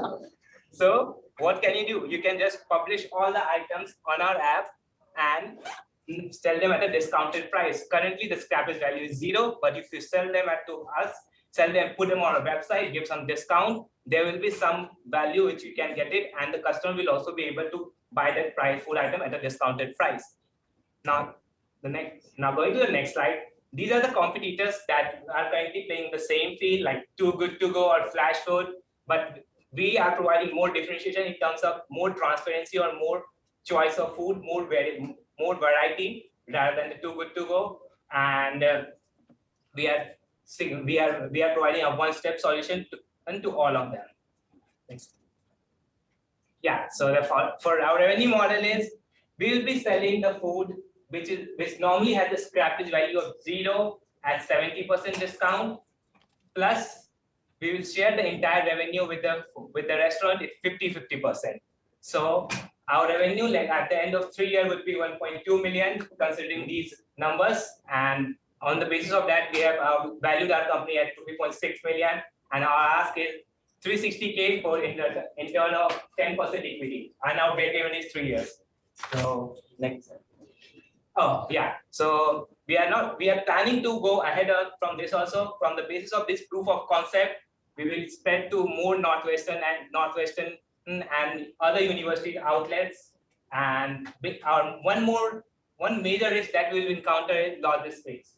So based on the success of these proof of concept, we are planning that we will establish a warehouse or a logistic team where all the food items will be collected, and the restaurant won't have to deal with each stuff by themselves. They have to just give their item to our team, and people can directly collect it from our warehouse rather than individually going to different food outlets. And after that, we are planning that we will partner with more restaurants and producers, retailers, and finally we also have planned for the image processing technology, which we plan to implement much later. But that's our ultimate goal. That's a Z. Currently, this MVP is only product A, but we are trying to go to A, B, C, D to Z. So that's our product is. And going to the next slide. This is a business model canvas, much what we have already discussed, and there is nothing more to this. This is a wonderful team, and thank you for the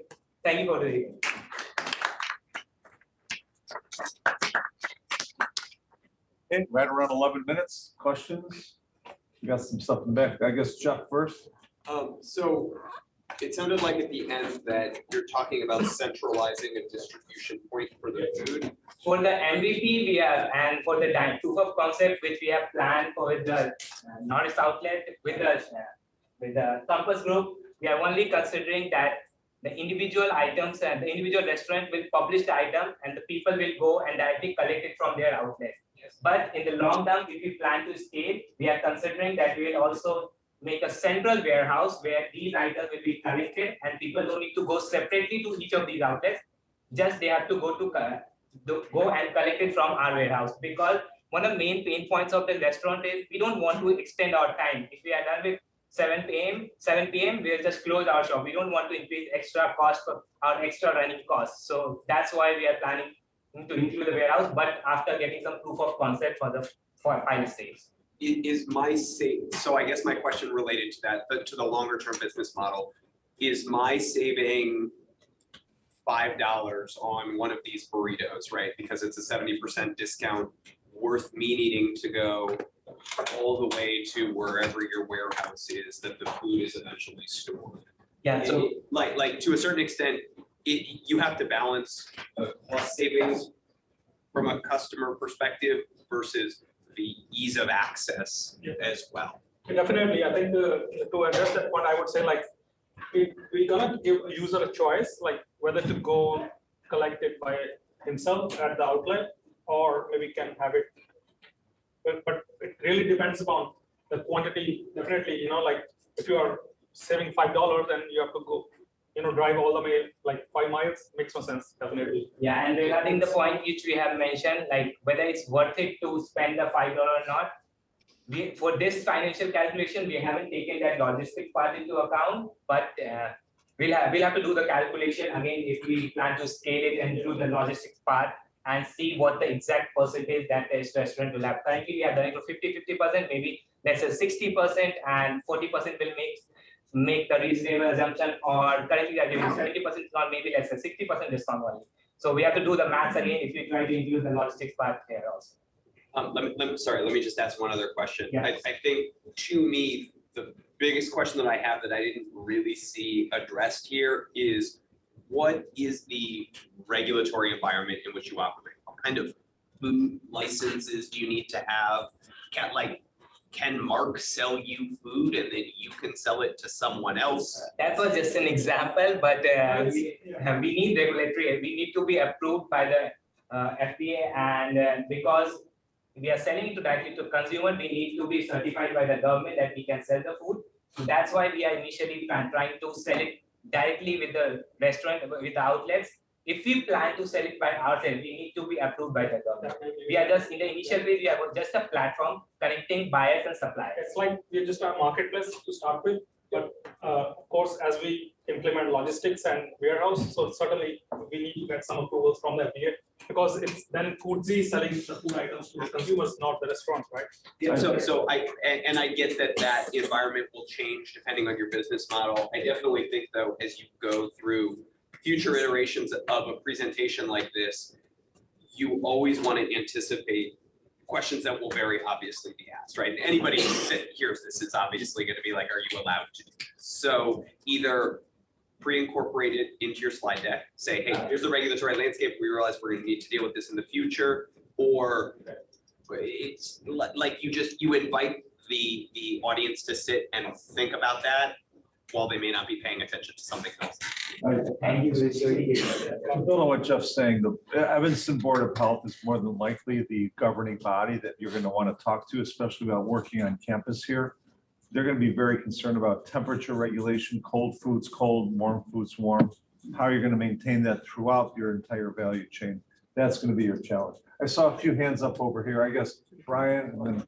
Yeah, I mean, just maybe I missed the nuance here. I think earlier you said like produce as a category, John, when we see the most waste. I worked in a grocery store in high school.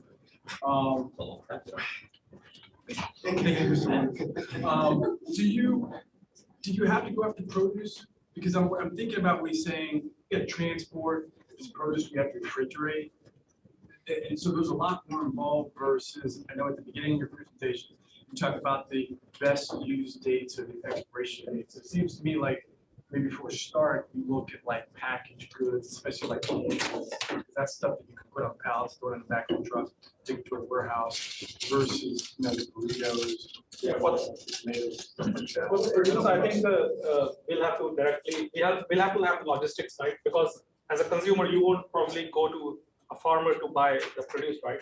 So for that, if we are implementing down the line, if we are onboarding the farmers, we then have to provide the delivery services as well, because as a consumer, I think it's not easy or feasible for you to for a pound of tomatoes, you have to like drive all the way to the farmers and get the produce, right? So for that, we need to have a delivery channels as well.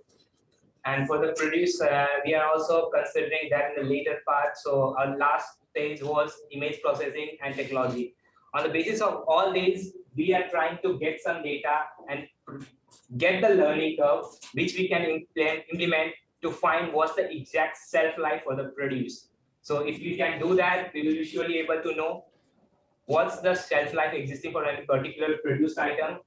Let's say even the food packets that are here. They are not packed yet. That's why we can't directly sell them. Sorry, Professor Mark. But if we do the learning curve, if we build a machine learning model, that's we ultimately trying to achieve. Because the major food waste is done by the consumers. So if somehow we do. Yeah. Do you have a question, Willem? Yeah, I think you guys have made substantial strides, particularly over the last couple of weeks, in getting some operational model. But I like you to not think of it that you're solving a problem. I like your team to think of that food waste presents you with an opportunity to have a business model like Amazon or eBay of connecting generators of excess food with demand of heavily discounted calories. And if you think of it in that fashion, you might have a lot of the operational areas, such as whether the customer picks it up or whether it is shipped or whether it is held, who, what, does, where, how, becomes secondary if you are the platform of connecting these generators of excess to demand of low-priced calories. Just a thought. I think you guys have done a good job getting to this point, but there is substantial work left over. And Marie. Did you guys look at a company called Imperfect Produce? Yeah. Did you Yeah, did you consider their model Yeah. for your Yeah, situation? so Imperfect Food, what it does is it's actually collects the food from the producer and delivers it to your doorstep, right? So that's what they do. So we differentiate from Imperfect Foods in the sense that they are just targeting the producers, but not targeting, they don't have tie-ups with the restaurants, the dining halls and entities like those. So Imperfect Food deals only with the fresh produce from the farms to your home. That's it. Okay. But I thought what's unique about them is they have delivery service. Exactly. That's what I said. Like if we are trying to onboard the farmers down the line, so we need to have the delivery channels as well, because as a consumer, you won't prefer going to the farms and taking your produce, right? So certainly, yeah. But they are exactly dealing with the imperfect food. That's why the name is. Those are the foods actually farmers have to throw away because they don't look good, but otherwise they are perfect, right? So because all these retailers, they don't buy the food from the farmers which don't look good.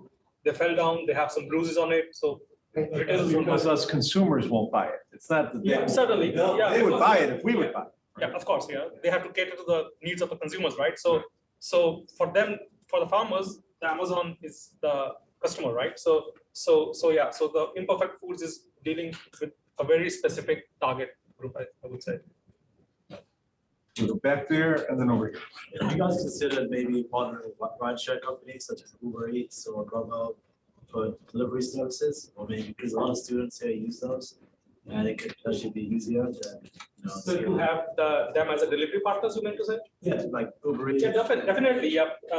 But yeah, I mean, like we have to start somewhere. So I think as we go further into the project and the business model, definitely delivery partners would be important stakeholders we need to tackle. But right now to deal with them is actually much more complicated than it looks like. So yeah, but down the line, certainly they will be on our radar to tie up with. Yeah, actually, I think you told Dash and Uber Eats, they have very strict selections, so we are not there yet. Any other questions? It's regarding you're collecting the food waste, not the leftovers. I mean the leftovers of your restaurant.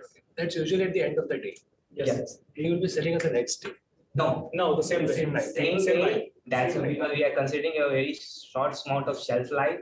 Let's say the restaurant closes at 7 or 8. Our main operation time would be after that, 9 to 12.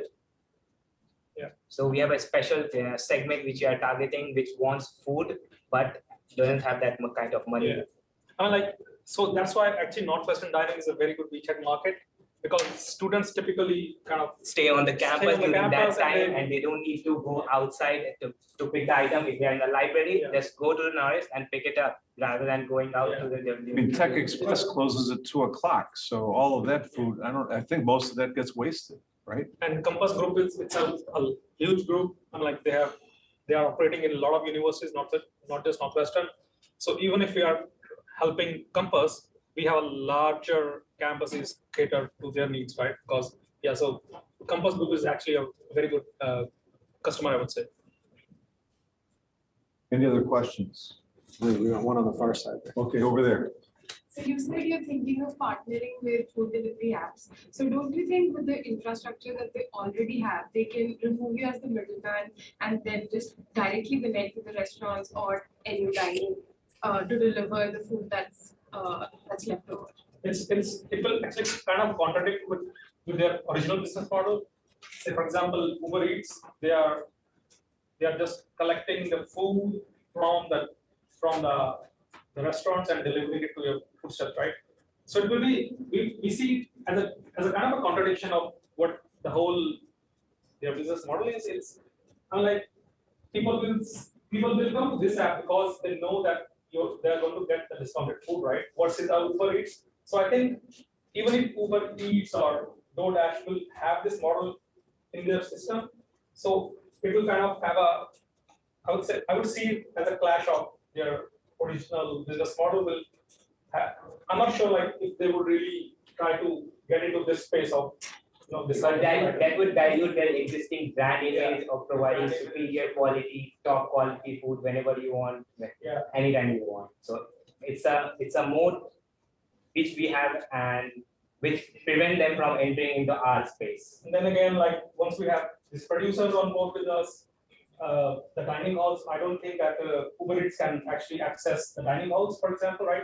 So yeah, so certainly they can try to encroach some market that we are trying to have, but not the entire pie that will be having in our business. So yeah. Grubhub and Uber Eats, they basically host these restaurants, websites, or they host their menus, if you will, on their website. Exactly. Yeah. So they could host your menu just as easily as they host, Burger King or something, right? And then they will just become a delivery partners for us, right? Exactly, right. So they could be another distribution outlet for you, another arm, if you will. Any other? Yeah, to deal with, of course, to deal with the delivery partners, it becomes more murkier. Right. It's not easy to kind of have all this, I was wondering if you want to make it stage wise, at least done with stage A, then go to stage B, then go to stage C.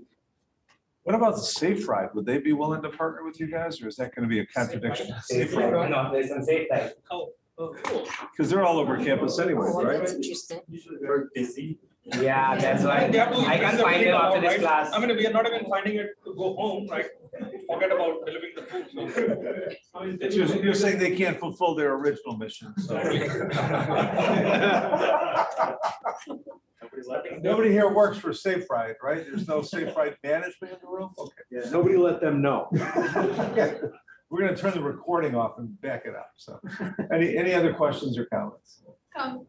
One more, and then one more market you guys can consider on campus is Northwestern Athletics. So I'm actually an athlete myself, and there's a lot of food that gets ordered. 19 teams on campus, between pre-game meals, post-game meals, just throughout the whole day. There's a lot of food that gets wasted. So and our team's guilty of that too. So I think that's a great market that you could. I believe it's the campus group that was managing the accreditation center as well. So there's an athlete dining hall which has their own system, and then it's also we also order a lot of food for meals too. So for example, Tomate, TenQ, or Chipotle, that you kind of same things like that. So. I mean, if you want to sell the items which are left in any kind of event, we need the regulatory approval. So we plan to do that. And actually the idea of this food waste came to us when we went to MIT, and in that event we saw, I think 100 or more than tortillas was directly sent. I like the pile of tortillas just thrown away because we were not to disregard MIT, but yeah, a pile of tortillas, not tasting good, just tossed away into the dustbin without a second thought. That's where this idea came from. So surely we will try to get to that stage, and we'll keep this in my advice in mind. Yeah, thank you. I hope you take all the leftovers back in the. Actually, I was going to invite this class to take the leftovers on their way out. If everyone takes one taco or tortilla, then we're set. Dang it! I was going to try and sell it to you. No, that's an entrepreneur. He's an entrepreneur. There you go. All right. Any other questions or comments? You guys did a great job. One last question over there. Okay. No. Okay. Thank you. Nice. Okay, we finished about 14 minutes early. I want to thank all the teams, all the advisors, I would like to get a photograph. Could we get a group photograph? Do we have time? Let's do a group photograph. Let's maybe collect in the front here. Advisors, students, Ryan, yourself, we'd love to have you there too. Yeah, definitely. Take our picture. Yeah, sure. I was gonna say, who do we insult by leaving it like that?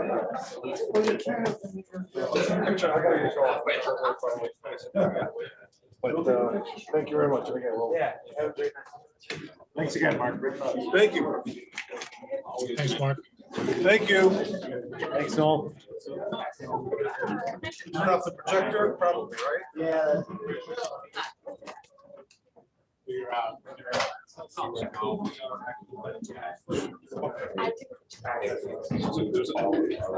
Let's collect up front so we can get our. I think everybody's done. I know, right? I said a note to Mark, I don't know, I'm watching the restaurants to then take those to it. Nice try, Andrew. Nice try, you gotta get up here.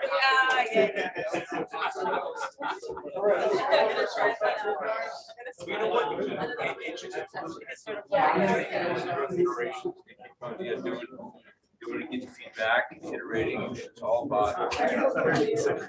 Should we bring the waste food in the picture? No, I don't think so. Okay. And you guys share. Yeah, all guys. I'm so short compared to Mark.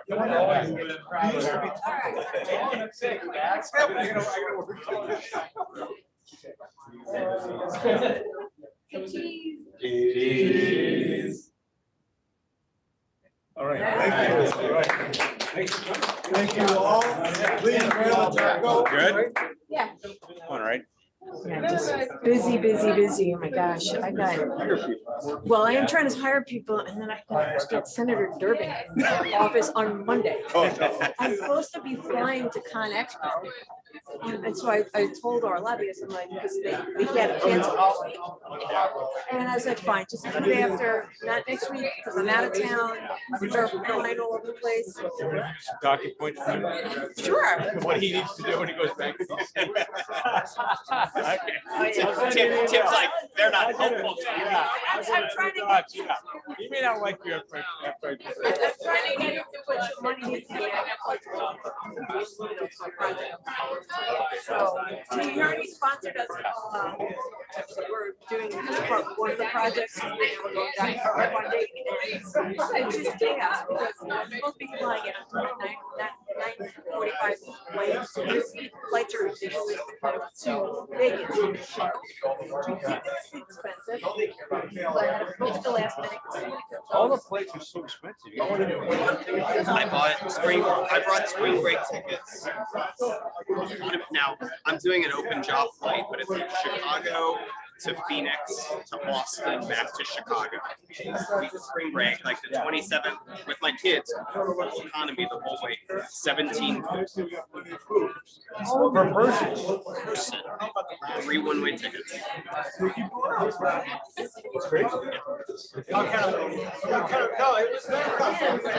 told my lobbyist. He goes, I got him, 9 AM on Monday, and you can't say no. I told you, but next. I said, only any other time I can go. So, Good luck. Good to see you. yeah. Sorry. Strategy. I don't know about the venture. This is 2 weeks. Yeah. It's only getting more popular. Exactly. Yeah. Right. Those flights that were. I'm waiting for it to go down. I remember at one point during COVID, Yeah. and I was trying to get my girlfriends for girls' weekend. And there was this flight, $47. This is cheaper than the Uber to care. Yeah. Spirit? Yeah, Spirit. I mean, it was ridiculous, you know, no bags and none of that. But there's like. Sharks are going to You know, $100 round trip.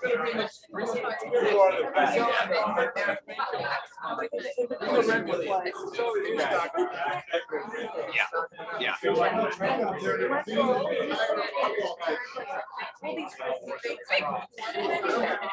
Oh, rent a house in I managed somehow. Last summer, or excuse me, this summer. I don't even know what time it is. My wife and I flew down to Nicaragua and we sent the kids off with my mother to go visit my mother in California. My kids fly out to California, and like we waited until too late, like maybe a month out. We hit just the absolute of all of the airline last summer, and it was $1,000 per ticket on a flight.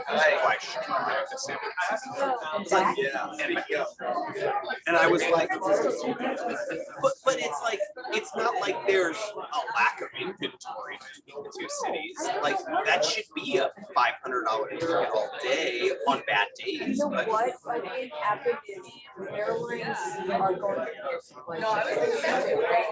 they didn't have any buyers. Yep. So they paid off the customers and they lost their and then now the demand is spiking. Yep. They can't hire Yep. fast fashion. Yeah. Not that interested in diving. Last year in December, I couldn't get enough.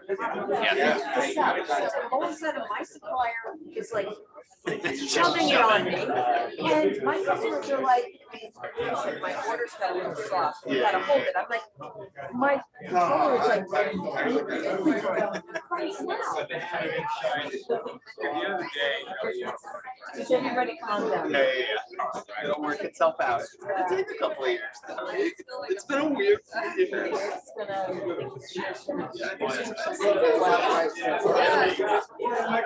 what it is. Yeah, so you're doing good. Is this the last week? This is the last week. Yeah. Some of the students I might be trying to hire a student. She said she's got class next week.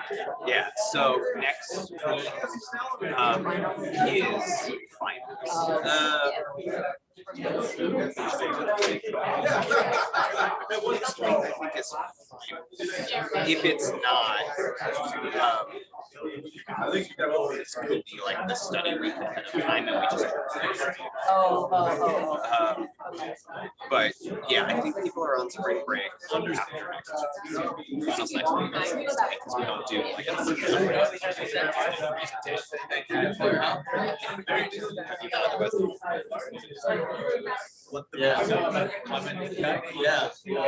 I'm like, last year I was like, healthy, can't complain. Now I'm like, I'm being exhausted and I'm kind of thinking about that a little bit. And I just get to like, it's kind of the end of winter. Everybody's like exhausted, and you're like, I just need like some sunshine to like just recharge my battery, and I'll be.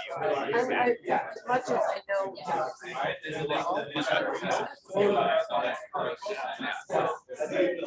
Try to get some sunshine. For Christmas time. He stayed here with my friend, my best friend, with his wife to Pennsylvania, and then we were supposed to just hit Vegas for a couple of days, like after New Year's, for nothing except some fun. And he called me the day after New Year's, and he was like, "Would you be mad if we put off going to Vegas?" And I was like, "I mean, I will be, but like, what's up?" And he had gotten caught in that massive Southwest meltdown right after Christmas. It's like it took us 3 days to get home. We were in Pittsburgh, like the Southwest flight got canceled the next day. An American flight that we got put on got canceled because of mechanical issues. The next day, United flew us to fly us back to San Antonio, and they live in Austin. And we're like, we drove. It took us 3 days to drive on both sides. He was like, I just can't ask my wife to get on another plane. Yeah. That whole thing sounded crazy. Yeah. And my son double ticket on Southwest. Was able to do that. Denver, he's trying all over. Yeah.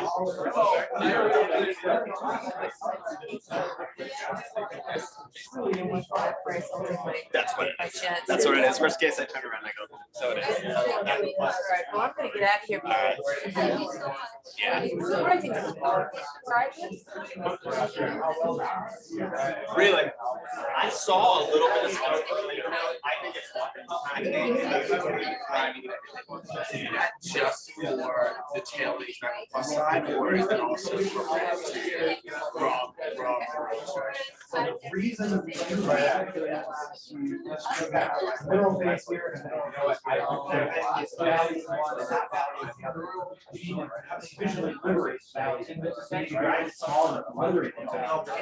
you can flush it out. Yeah. That's my but you know what?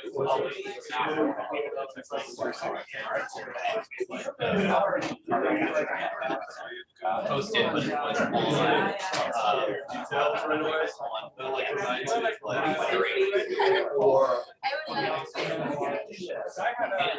it was him, a couple of other folks, and I was like, Julio Freeman commented on it. I was like, energy for DOE, and I was like, hey, there's probably some interesting conversation here. Yeah.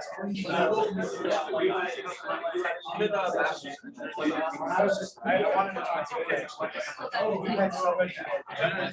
What if you know it's good at writing with advance? I thought you were concentrate and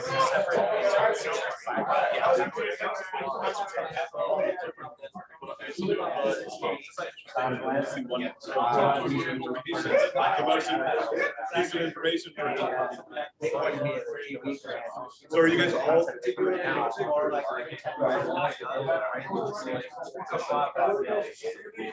Exactly our alley. Yeah. To an extent, the process.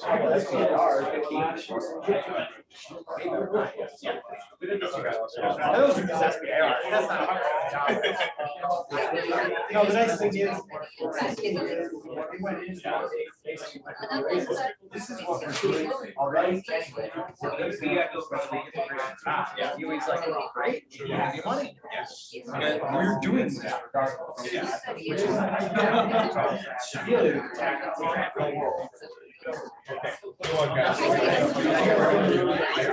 For the next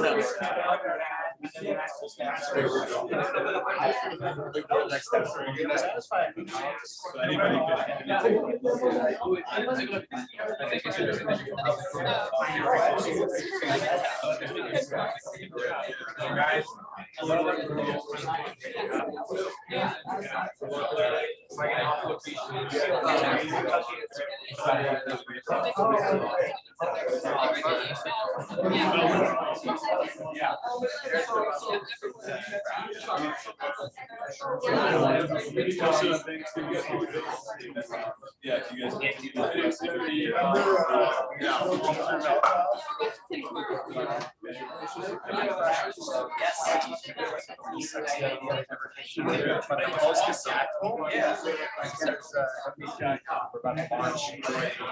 And you know the efficient milling technology. This is the one that they like. You're okay with the prototype of that? Realized real quick it didn't work. So we went to a contact microphone with signal processing to break out the frequency. Okay. The main investor in that company was a quarry operator. Owns BSI from the company that made it using. Okay. So he's been going to the quarry, filing this. He's now fully into it. Yeah. Right now, they offer Hey,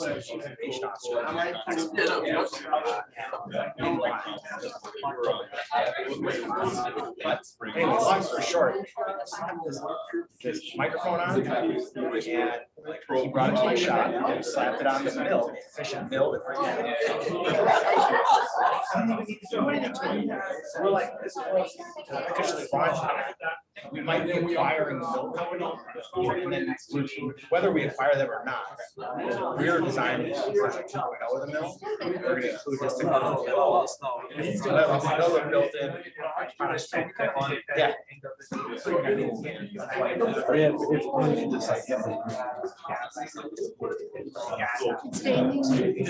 If we need to. So. Oh, I asked him already. What did he say? He said he didn't start today. I asked him, did he? And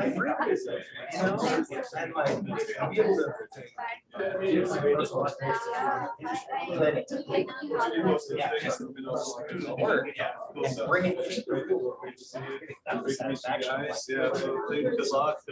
And what we're doing, we have to do that. It just doesn't make sense not to. There's no reason. So I told him straight up. I need to do this needs to happen. Either you or I. And then we met with Scott Redwell 2 days ago. And he was like, yeah. How about the product? That's awesome. It's awesome. And we gave it away.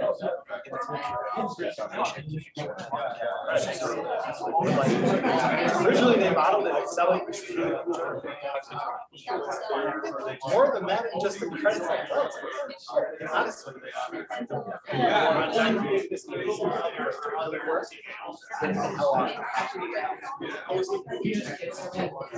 take it away from our models. So much flexibility.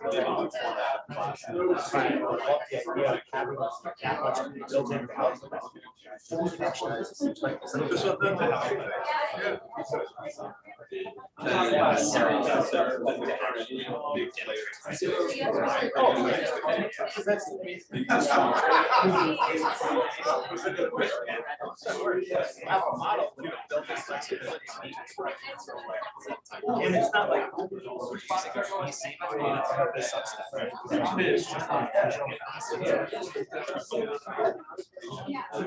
thank you so much.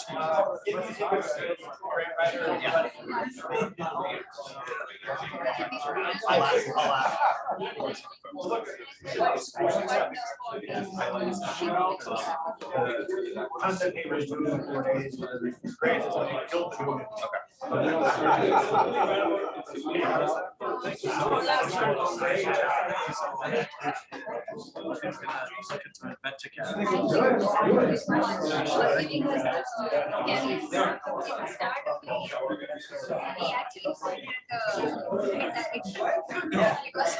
I mean, you guys know the football team. Really great job.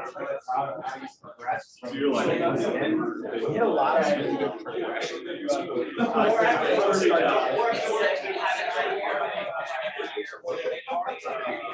Not like I started. See on the back.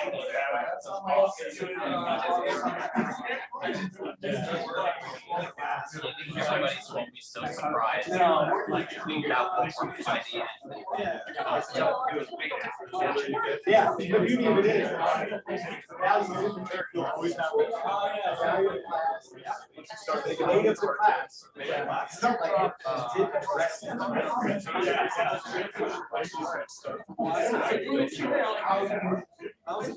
Really well. All the way along. I lost softball.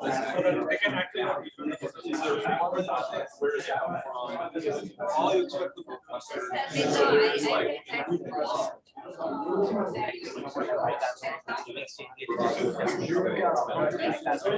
Yeah.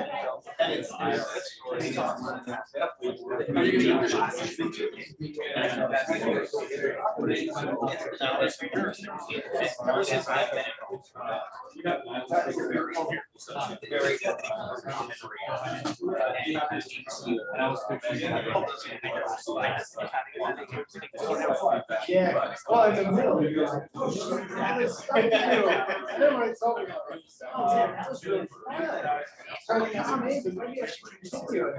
Start out. Did a good job. Very enthusiastic.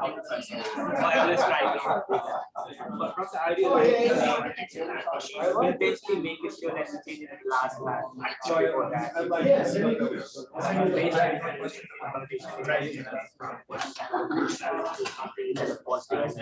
No worries. So that's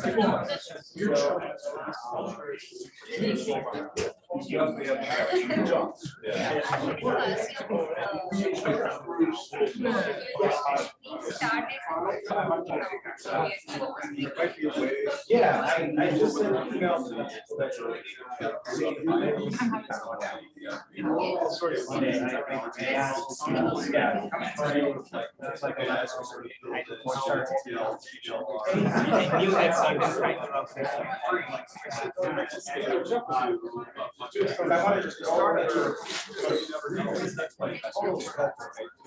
then I would start I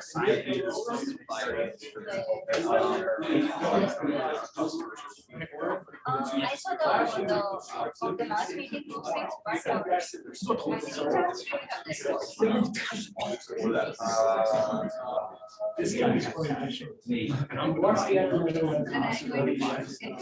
send me an email about it. Remind me of the PowerPoint slides for the 3/4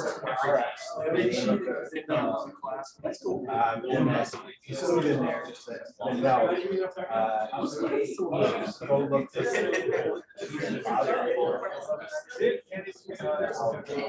Yeah, no, absolutely.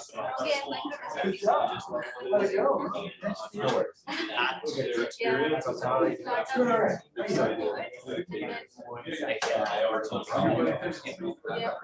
I want to think with very good. You know what?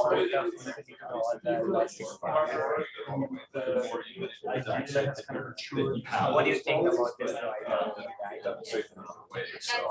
but I eliminated a lot of options. That's for like VCs, I think if you're going after grants and those sorts of things. Do the so what's kind of the waste tracker, food seed, whatever. What do you think? What do I think chances are of that working?